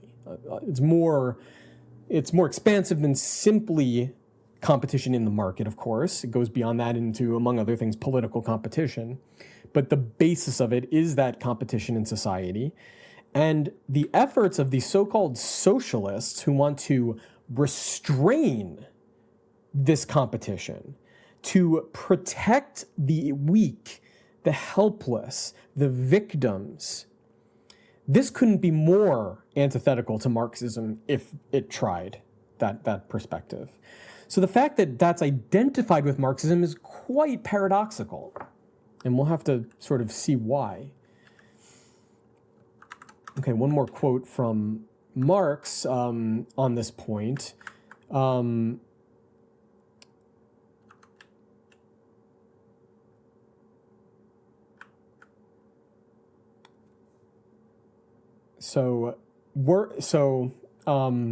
Elsewhere, I'm just going to read part of it. Elsewhere, Marx argues that the workers renounce their resistance, if they renounce their resistance against the encroachments of capital and abandon their attempts at making the best of the occasional chances for their temporary improvement, they would be degraded to one level mass of broken wretches past salvation. By cowardly giving way in their everyday conflict with capital, they would certainly disqualify themselves for the initiating of any larger movement. Now, to be clear, they saw that as a possibility. They did not see that as like something that would be accomplished once and for all and never be overcome, because new generations are being produced every day. You know, there's the replacements for these existing machines at the disposal of the ruling class. They're already being produced. So, you know, this process continuously renews itself. It's not as if that's a once and for all type thing. And the struggle keeps renewing itself, even if it has no understanding at all of the ideas that that this struggle is historically associated with. Okay, so this is actually the second part of that Engels quotation I just read, which sort of takes a somewhat different turn. Were it not for this feeling of passionate revolutionary indignation, there would be no hope for proletarian emancipation. But it is one thing to keep up the manly spirit of opposition among the working people, and another to meet their enemies in public debate. And here, mere indignation, the mere outburst of a violent feeling, though ever so justified, will not do. It is argument which is required. And there is no doubt but that even in cool, argumentative discussion, that even on their own favorite field of political economy, the free trading school will easily be beaten by the supporters of the working men's interests. And just to top it off, at the very beginning of the Communist Manifesto, they mention that the class struggle doesn't necessarily conclude with the victory of one class over another. For one thing, there is no victory of the ruling class over the working class, the rising oppressed class, because they already are in power. The victory is simply suppressing the movement of history, which throws back society into a state of disrepair. In a sense, in the victory of the ruling class, in the class struggle, what you get as a result is the common ruin of the contending classes. In other words, the alternative for Marx and Engels and their followers was not socialism versus capitalism. It was not. It was socialism or barbarism, in a phrase made famous by Rosa Luxemburg, which she attributes to Engels. And we'll talk more about what that means in further installments of this course. Okay, a few more quotes and then we'll conclude. So this is another quote from Engels, reflecting on the experience of the revolutions of 1848 and also the history of revolutionary class struggles preceding it. He writes, "The worst thing that can befall a leader of an extreme party is to be compelled to take over a government in an epoch when the movement is not yet ripe for the domination of the class which he represents and for the realization of the measures which that domination would imply. What he can do depends not upon his will, but upon the sharpness of the clash of interests between the various classes, and upon the degree of development of the material means of existence, the relations of production, and means of communication upon which the clash of interests and of the classes is based every time. What he ought to do, what his party demands of him, again depends not upon him or upon the degree of development of the class struggle and its conditions.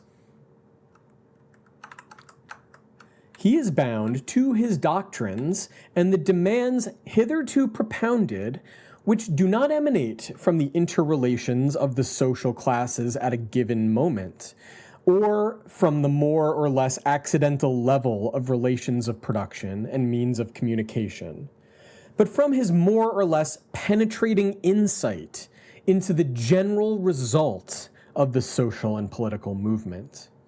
Thus, he necessarily finds himself in a dilemma. What he can do is in contrast to all his actions as hitherto practiced, to all his principles, and to the present interests of his party. What he ought to do cannot be achieved.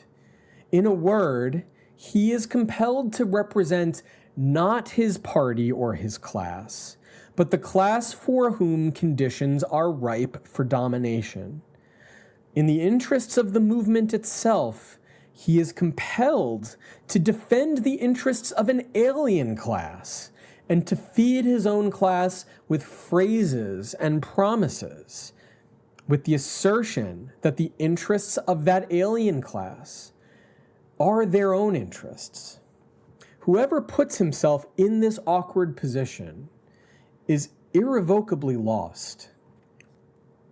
So that is, I think, as clear a statement as you'll find anywhere of how Marx and Engels thought about this idea that you can have socialism in one country. Because for them, the fundamental condition of proletarian emancipation is the class struggle of the proletariat as united as a class winning power over this entire system of global production and exchange of the products of industrial labor, of industrial production, cooperative labor. The world market is the engine of capitalism. And you can only take hold of the world market by taking political power in those countries that dominate the world market. And in the 19th century, that was above all England and its satellites in Europe. It's like the French, France, Germany, and so on, as well as the United States at the time. Today, obviously, that would be reversed. It would be the United States that is the dominant power, and the European countries, including Britain, being essentially kind of extensions of the United States' political power and influence. But the political power and influence of the United States itself rests on the industrial capacity that is commanded by the people that rule in the United States, that control the government of the United States, which is, in a sense, it is the people, but it's the people dependent on the capitalists as the ruling class, but also dependent on the capitalists being restrained against their own impulses by another section of the ruling class, the state bureaucracy, and of course the interests that they represent, who want to maintain this order as opposed to upsetting it by allowing industry a free rein in its development.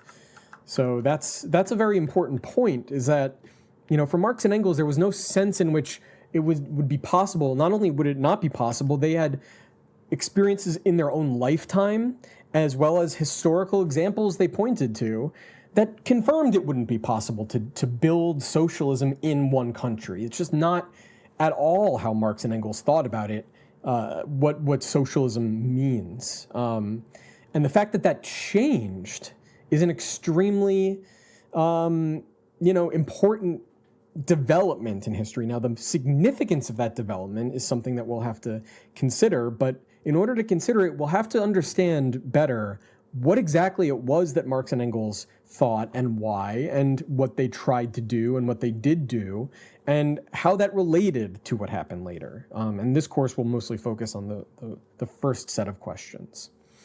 We'll see. We'll probably end up touching upon those deeper questions, or in terms of not deeper in the sense of deeper in history, but deeper in the sense of more troubling for us, the consequences of this history for us that weighs upon us.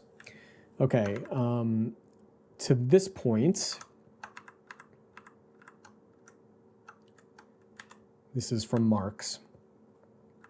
Men make their own history, but they do not make it as they please. They do not make it under self-selected circumstances, but under circumstances existing already, given and transmitted from the past. The tradition of all dead generations weighs like a nightmare on the brains of the living.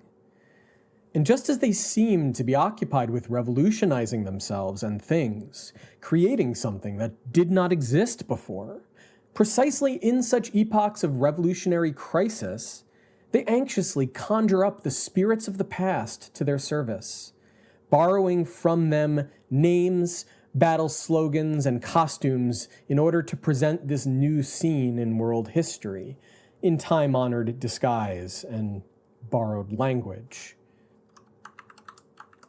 Thus, Luther put on the mask of the Apostle Paul. The Revolution of 1789 to 1814 draped itself, the French Revolution, draped itself alternatively in the guise of the Roman Republic and the Roman Empire. And the Revolution of 1848 knew nothing better to do than to parody, now in 1789, now the revolutionary tradition, now 1789, now the revolutionary tradition of 1793 through 95, the Jacobins. In like manner, the beginner who has learned a new language always translates it back into his mother tongue, but he assimilates the spirit of the new language and expresses himself freely in it, only when he moves in it, without recalling the old, and when he forgets his native tongue. When we think about this conjuring up of the dead of world history, a salient difference reveals itself. Camille Desmoulins, Danton, Robespierre, Saint-Just, Napoleon, the heroes as well as the parties and the masses of the old French Revolution performed the task of their time, that of unchaining and establishing modern bourgeois society, in Roman costumes and with Roman phrases. Once the new social formation was established, the antediluvian colossi disappeared, and with them also the resurrected Romanism, the Brutuses, the Gracchi, the Publicolas, the tribunes, the senators, and Caesar himself. Bourgeois society, in its sober reality, bred its own true interpreters and spokesmen. Entirely absorbed in the production of wealth and in peaceful competitive struggle, it no longer remembered that the ghosts of the Roman period had watched over its cradle. But unheroic though bourgeois society is, it nevertheless needed heroism, sacrifice, terror, civil war, and national wars to bring it into being. And in the austere classical traditions of the Roman Republic, the bourgeois gladiators found the ideals and the art forms, the self-deceptions that they needed to conceal from themselves the bourgeois-limited content of their struggles, and to keep their passion on the high plane of great historic tragedy. Thus, the awakening of the dead in those revolutions served the purpose of glorifying the new struggles, not of parodying the old, of magnifying the given task in the imagination, not recoiling from its solution in reality, of finding once more the spirit of revolution, not making its ghost walk again. The social revolution of the 19th century cannot take its poetry from the past, but only from the future. It cannot begin with itself before it has stripped away all superstition about the past. The former revolutions required recollections of past world history in order to smother their own content. The revolution of the 19th century must let the dead bury their dead in order to arrive at its own content. There, the phrase went beyond the content. Here, the content goes beyond the phrase. Bourgeois revolutions, like those of the 18th century, storm more swiftly from success to success. Their dramatic effects outdo each other. Men and things seem set in sparkling diamonds, ecstasy, the order of the day. But they are short-lived. Soon they have reached their zenith, and a long katzenjammer, it's like a hangover, takes hold of society before it learns to assimilate the results of its storm and stress period soberly. On the other hand, proletarian revolutions, like those of the 19th century, constantly criticize themselves, constantly interrupt themselves in their own course, return to the apparently accomplished in order to begin anew. They deride with cruel thoroughness the half measures, weaknesses, and paltriness of their first attempts, seem to throw down their opponents only so the latter may draw new strength from the earth and rise before them again, more gigantic than ever. Recoil constantly from the indefinite colossalness of their own goals. until a situation is created which makes all turning back impossible, and the conditions themselves call out, hic Rhodus, hic salta. I'm not going to explain what that phrase means today, but in a future lecture I'll talk more about that. You can look it up if you'd like. The failure of socialism shaped the world in which we live, fundamentally. And if we want to understand that world, namely our world, not the world of the past, but the world of the present, we must understand this failure. That means understanding the goal that was to be achieved, how it was pursued, and why it failed. Failed to be achieved at all, or proved a failure in being achieved. Depending on what we're talking about here, maybe it's one or the other, or maybe in some sense it's both. Failing to bring about the desired results despite its success. Was it just a bad idea, a mistaken idea? Was the idea even actually manifest in what happened? We need to understand what we're talking about to really decide that. To understand the failure of Marxism, how and why and when it failed, we have to understand what Marxism was. Its relation to the socialist and communist and working class movements and parties and the various other currents and tendencies of that movement, those movements, and of the broader revolutionary movements, the democratic revolutionary movements of the time. And the basis of those differences. Those differences all need to be comprehended in their complex interrelations, their objective reality, as opposed to being reduced to slogans, to phrases. Marx had endless contempt for what he called revolutionary phrasemongers. He was a man of science, and he believed in learning, study, research, patient dedication, devotion to the thing itself for the sake of grasping it, and not simply in a passive sense, but in the sense of developing the capacity to subject it to ruthless criticism by its own criteria, on its own basis, according to the standards that it sets for itself. That's what's essential for Marx. So in that sense, to understand Marxism, we need to take that seriously. And frankly, we need to understand what Marxism was trying to do and by what means, and what went wrong, because something did go wrong. But that, of course, was always known to be possible. That was never denied. And not only that, that threat was precisely what motivated Marxism as a scientific endeavor, as a theoretical enterprise.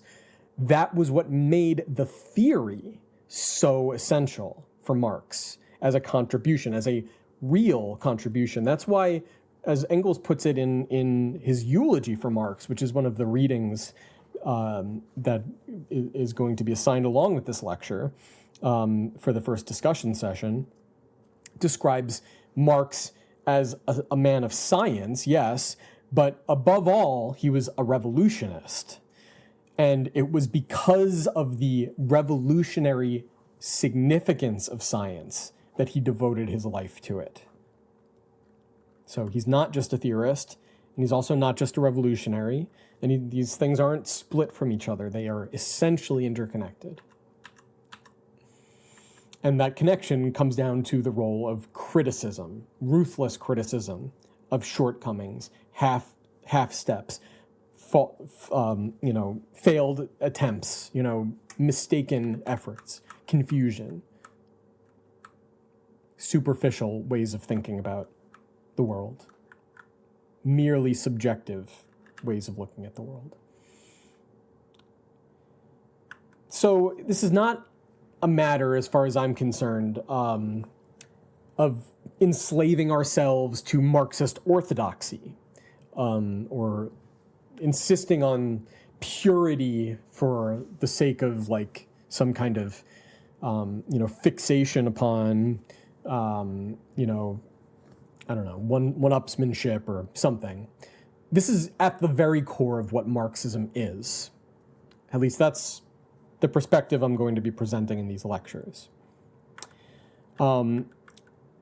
Is this kind of devotion to the letter of what Marx said, so to speak, in the sense of at least taking it seriously in its own terms, in the sense of an objective phenomenon that needs to be understood as it, in what it is, in what it was, as opposed to just being understood in terms of received opinion, the tradition of interpretation or what have you.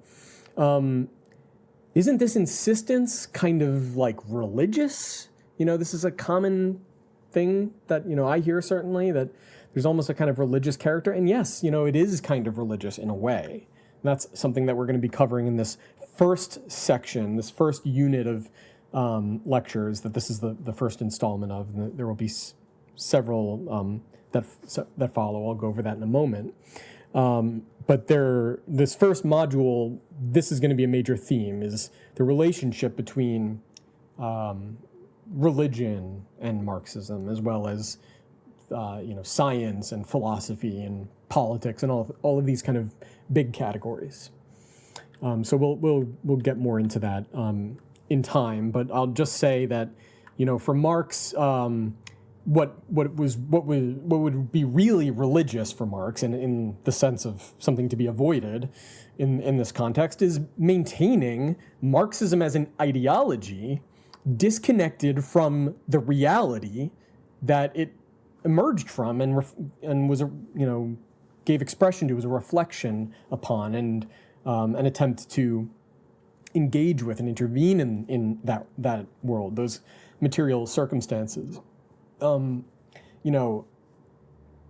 Turning Marxism into an ideology in that sense, disconnected from reality, while denying that disconnection and using Marxism to deny the disconnection, using the ideas as mere phrases to cover over what's different. That is just so antithetical to Marxism. It's really needs to be kind of emphasized, but it's also really essentially the problem that Marx, and not only Marx, but Marx saw with religion in general, and the tendency towards religious types of organization, even that where they have like a secular character in terms of the content of their ideas. So one of the main criticisms that Marx will levy against other socialists is this tendency towards sectarianism, which is going to be a major theme going forward. But really what is meant by that term is like a religious sect, like a religious splinter group that forms kind of a cult. And, not necessarily a cult in the contemporary sense of like the, modern cults, but in the sense of, although, that is an example, but just in the sense that a body of people devoted to some common tradition of religious ideas and practices and so on. Okay, now to conclude, I wanted to read a little bit, just a few more. Now this is a bit long, but there was a lot to lay out here, I hope you can tell. So first, let's look at this. So this is from an early work of Marx and Engels, their first collaborative work. So this addresses this question of progress and regress, and we'll, I think, summarize some things that we've already talked about here. All communist and socialist writers proceeded from the observation that, on the one hand, even the most favorably brilliant deeds seemed to remain without brilliant results, to end in trivialities. And on the other, all progress of the spirit, which means essentially kind of like civilization, the progress of civilization or society in this context. The progress of the spirit had so far been progress against the mass of mankind, driving it into an ever more dehumanized situation. They therefore declared progress, see Fourier, who's one of the early socialists, to be an inadequate abstract phrase. Progress is an inadequate abstract phrase. They assumed C. Owen, among others, really the founder of socialism, Robert Owen, who was a capitalist, by the way, a fundamental flaw in the civilized world. Owen assumed that. That is why they subjected the real foundations of contemporary society to incisive criticism. This communist criticism had practically, at once, as its counterpart, the movement of the great mass, in opposition to which history had been developing so far. One must know the studiousness, the craving for knowledge, the moral energy, and the unceasing urge for development of the French and English workers to be able to form an idea of the human nobility of this movement. So, and that's a point that we'll elaborate on, but Marx and Engels had firsthand experience of the hunger of these degraded wage slaves, or people that were falling into that condition, threatened with that condition. Their hunger to understand the world, their hunger to learn, to make sense of what they were dealing with, what they were experiencing, and on that basis to kind of confront the problems they were facing for themselves through their own efforts, their own understanding. The self-activity, self-action, self-movement of the working class. Another phrase that will become very prominent as we move forward is what Hal Draper called the fundamental, actually not just Hal Draper, he's a Marx scholar, probably one of the best, one of the few really good, reliable Marx scholars, in my opinion, for the most part. What he called, but actually Engels also called, the kind of fundamental principle of Marxism, which is what Draper calls the principle of self-emancipation, namely that the emancipation of the working class must be the act of the working class itself. It cannot be saved by anyone over and above it. There's no help from above that's coming. That simply won't do. That won't help anything. In fact, it will probably make things worse, as some of those earlier quotations alluded to. The future can only be developed out of the present, and the movement of change that is continuing to act in the present from the past toward some unknown future, only by raising this necessity from the arbitrary character of a contingent fate, a blind necessity beyond our understanding, of which we are unconscious, unknown to us, leaving us unfree in relation to it. That, only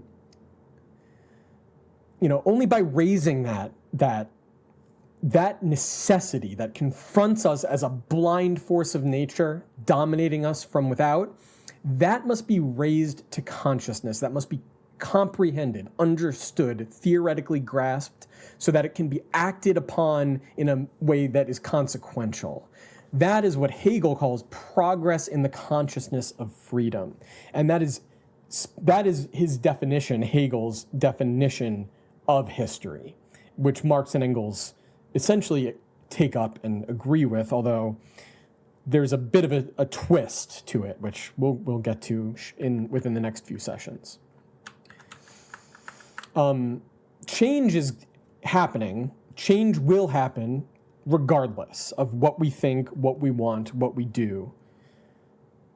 We're going to be contributing to that change blindly or consciously. Freedom, in the Hegelian and in the Marxist sense, is not something separate and over and against necessity. It's comprehension of necessity and action on the basis of the understanding of the necessities bearing upon you, so that you're able to move those necessities in a direction that expresses your own inner necessities, your own inner needs, and not just the kind of basic needs, the fundamental needs to eat and drink and so on to preserve yourself, but ultimately the true needs of humanity, which are the true needs of all things in nature, one way or another, the need to develop, to go beyond what they presently are and reach towards the potential for higher forms of existence, even if they're not attained in reality.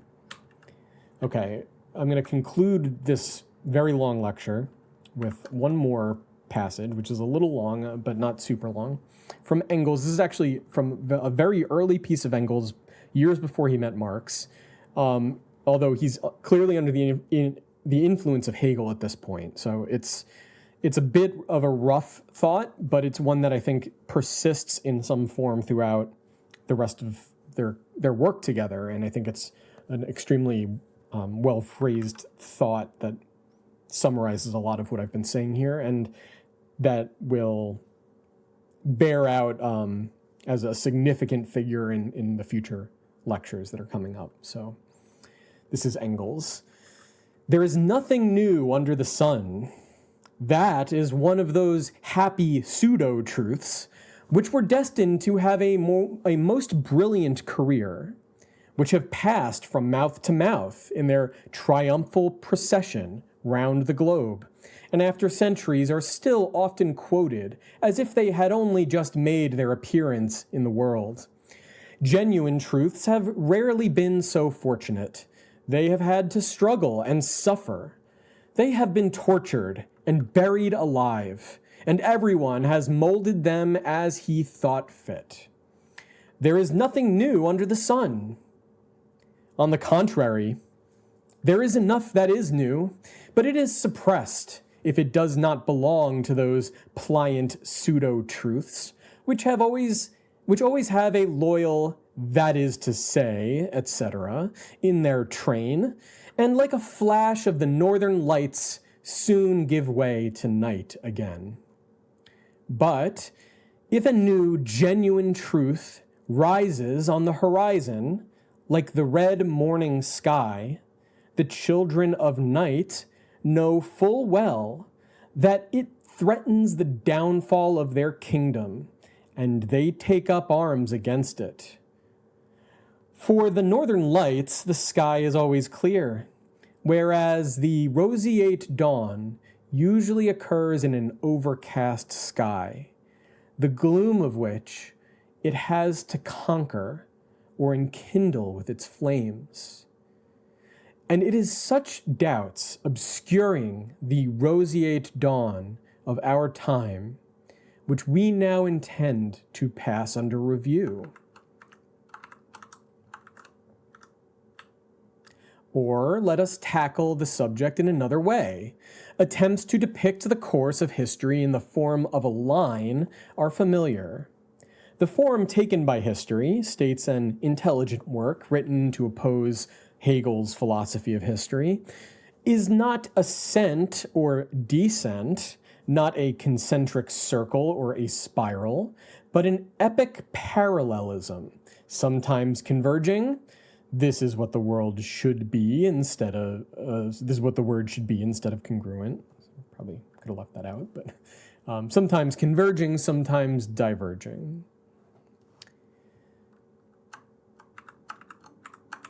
Yet I prefer a free, hand-drawn spiral, the turns of which are not too precisely executed. History begins its course slowly, from an invisible point, languidly making its turns around it. But its circles become ever larger. The flight becomes ever swifter and more lively, until at last history shoots like a flaming comet from star to star, often skimming its old paths, often intersecting them, and with every turn it approaches closer to infinity. Who can foresee what the end will be?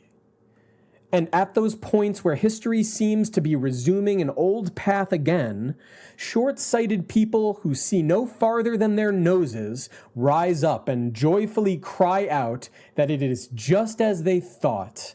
And there we are. There is nothing new under the sun. So our heroes of Chinese stagnation, our mandarins of retrogression, are jubilant and pretend to have cut 3 centuries out of the annals of the world as an inquisitive excursion into forbidden regions, as a delirious dream. And they fail to see that history only rushes onward by the most direct route to a new resplendent constellation of ideas, which with its sun-like magnitude will soon blind their feeble eyes. This is an illustration of the spiral of history by Chris Catrone, teacher of mine, illustrating in particular a figure in Lenin, but it of course is not simply from Lenin. It comes from Marx and ultimately from Hegel as well. And I'm not going to explain it, but it's there is a piece of Chris's that might be worth reading if you're curious. We can talk about it in the discussion session for this lecture as well, but I just wanted to throw a little abstract figure up here that you could kind of see that history in this sense is not simply a line, nor is it simply a circle that goes around, returning upon itself, but a spiral that includes both movements, but is not really either, in the sense both are simply one side of a more complex dynamic. And if you only see one of those sides, you're missing the bigger picture. So that's my lecture, and now I'm just going to end by so this is a kind of an overview of what we're going to be covering. This course is going to be divided into several modules with a series of lectures in each one, likely 5 lectures or so. This first module will be 5 lectures. So this is the first lecture of the introductory module, an introduction to scientific socialism. And then from there, we will move on to the history of class struggles. These are going to be roughly chronological in terms of what they're covering. So the history of class struggles will sort of be a kind of summary of the history that leads up to the moment of Marx and Engels, as well as their kind of early years of development. The proletarian revolution kind of will take up the period from the formation of their partnership through the revolutions of 1848 and the victory of the counter-revolution by the early 1850s. The critique of political economy will be focused on the theoretical content of that project of Marx's, but it will also look at that project in light of the moment that it's taking place and the historical moment and the circumstances of its composition, the reasons for it, and also the conditions under which it's occurring and how those influence and inflect that work. The Proletarian Party will focus on the period from the First International until I'm not sure exactly what the cutoff point for that will be yet, but probably around 1880, somewhere around there. And then the Road to Power will cover the last years of Marx's life, as well as Engels's life and the beginnings of the socialist movement that would ultimately come to bear in the 20th century in unfortunate ways, in terms of its failure, of course. So this is the module we're presently, we just finished the first lecture, which I didn't announce the title, but might be on the video.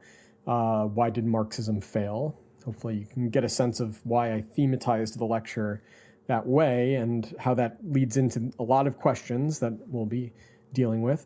This first module is going to be sort of an overview, a sort of general introduction, and it's really going to focus on 2 late works of Engels that are kind of summary statements of the Marxist or the scientific socialist kind of standpoint. So that's his his book on Ludwig Feuerbach and the end of classical German philosophy, and the work that's known as the anti-Düring. It's called Eugene Düring's Revolution in Science. It was called that because it was written as originally a critique of a competing socialist in the Social Democratic Party of Germany. So the book is very much framed around that critique, but parts of it were recompiled as a pamphlet called Socialism, Utopian, and Scientific. So we're going to focus on that, but I think I'm going to also be bringing in some other pieces from the anti-Düring that are relevant as well, and some other things. We're not only going to read Engels, but we will be focusing on this sort of overview to give you a kind of big picture understanding of the details that will be covered in a more kind of thoroughgoing way in the rest of the course. So the way that's going to break down, the second lecture, the next one, the bourgeois revolution and the utopian origins of socialism, we'll focus on the utopian socialism chapter of the socialism book. The philosophy of history and the dialectical method will focus on the section dealing with dialectics in that book, as well as the chapters on Hegel, the chapter on Hegel in the Feuerbach book. The materialist conception of history will focus on the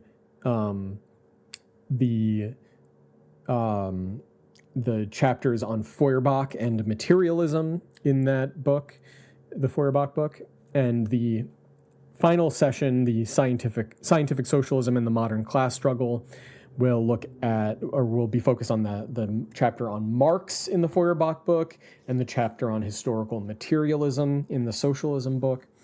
And so we're not just going to go over the content of those works, because I know if you've read anything by Marx and Engels and it wasn't the Communist Manifesto, or in addition to the Communist Manifesto, it was probably one of those two. And they're brilliant works. They're also, I think, unfortunately misused and sort of turned into something that they're not often. But I also want to kind of use them to provide a kind of larger window into a larger picture of the context that they were speaking to. Because if you just read those works today, or anything by Marx and Engels for that matter, you don't really understand what is being talked about, and you can only really take other people's word for it or make assumptions based on your own experience, which is not the experience that those works were based on. So they are, on the one hand, very, very enlightening, but they are very tricky for that reason as well, because they're deceptively easy to understand, whereas some of the other works are more obviously hard to kind of get a grip on. So I want to kind of clarify what is actually at stake in these works, what is actually being described, the context for it, and in a very kind of general, kind of overview, panoramic sort of way. And then in the following modules, we'll be kind of delving more into the depths of each of these moments in terms of its actual historical context, and not just the theoretical, but the actual political side of the practical side of all of this, and the practical role of theory, as well as the kind of practical political struggle. Okay, and so these are the readings for the first discussion session. So we're releasing these lectures on every other Tuesday. For the first module, we'll be doing that every other Tuesday. There will probably be some sort of a gap after that before the next one. And then on the Saturday following the lectures release, we will be having a discussion session for Patreon members of Sublation. So you can participate in that and ask any questions that you have, discuss anything I covered in this lecture. The other lectures I do will probably be more focused on the readings themselves, whereas here, these are just some kind of basic points of orientation to kind of help complement this broader set of reflections on motivations and so on. So that about covers things. So this is, okay, that's an image of a political cartoon of Marx as Prometheus being eaten by the eagle of Prussian imperial or Prussian royal censorship of the press, chained to his printing press. Marx was a dogged and diehard defender of what we would call freedom of speech, freedom of the press, freedom of expression, liberal freedoms. And that is not understood really anymore, but we'll see if we can help clarify that among other things as we move forward. So thank you for watching. Hopefully that wasn't too much. Hopefully the future lectures will be a little bit more streamlined, but no promises. So I'll see you in the discussion session, or you will see me again in 2 weeks. Thank you.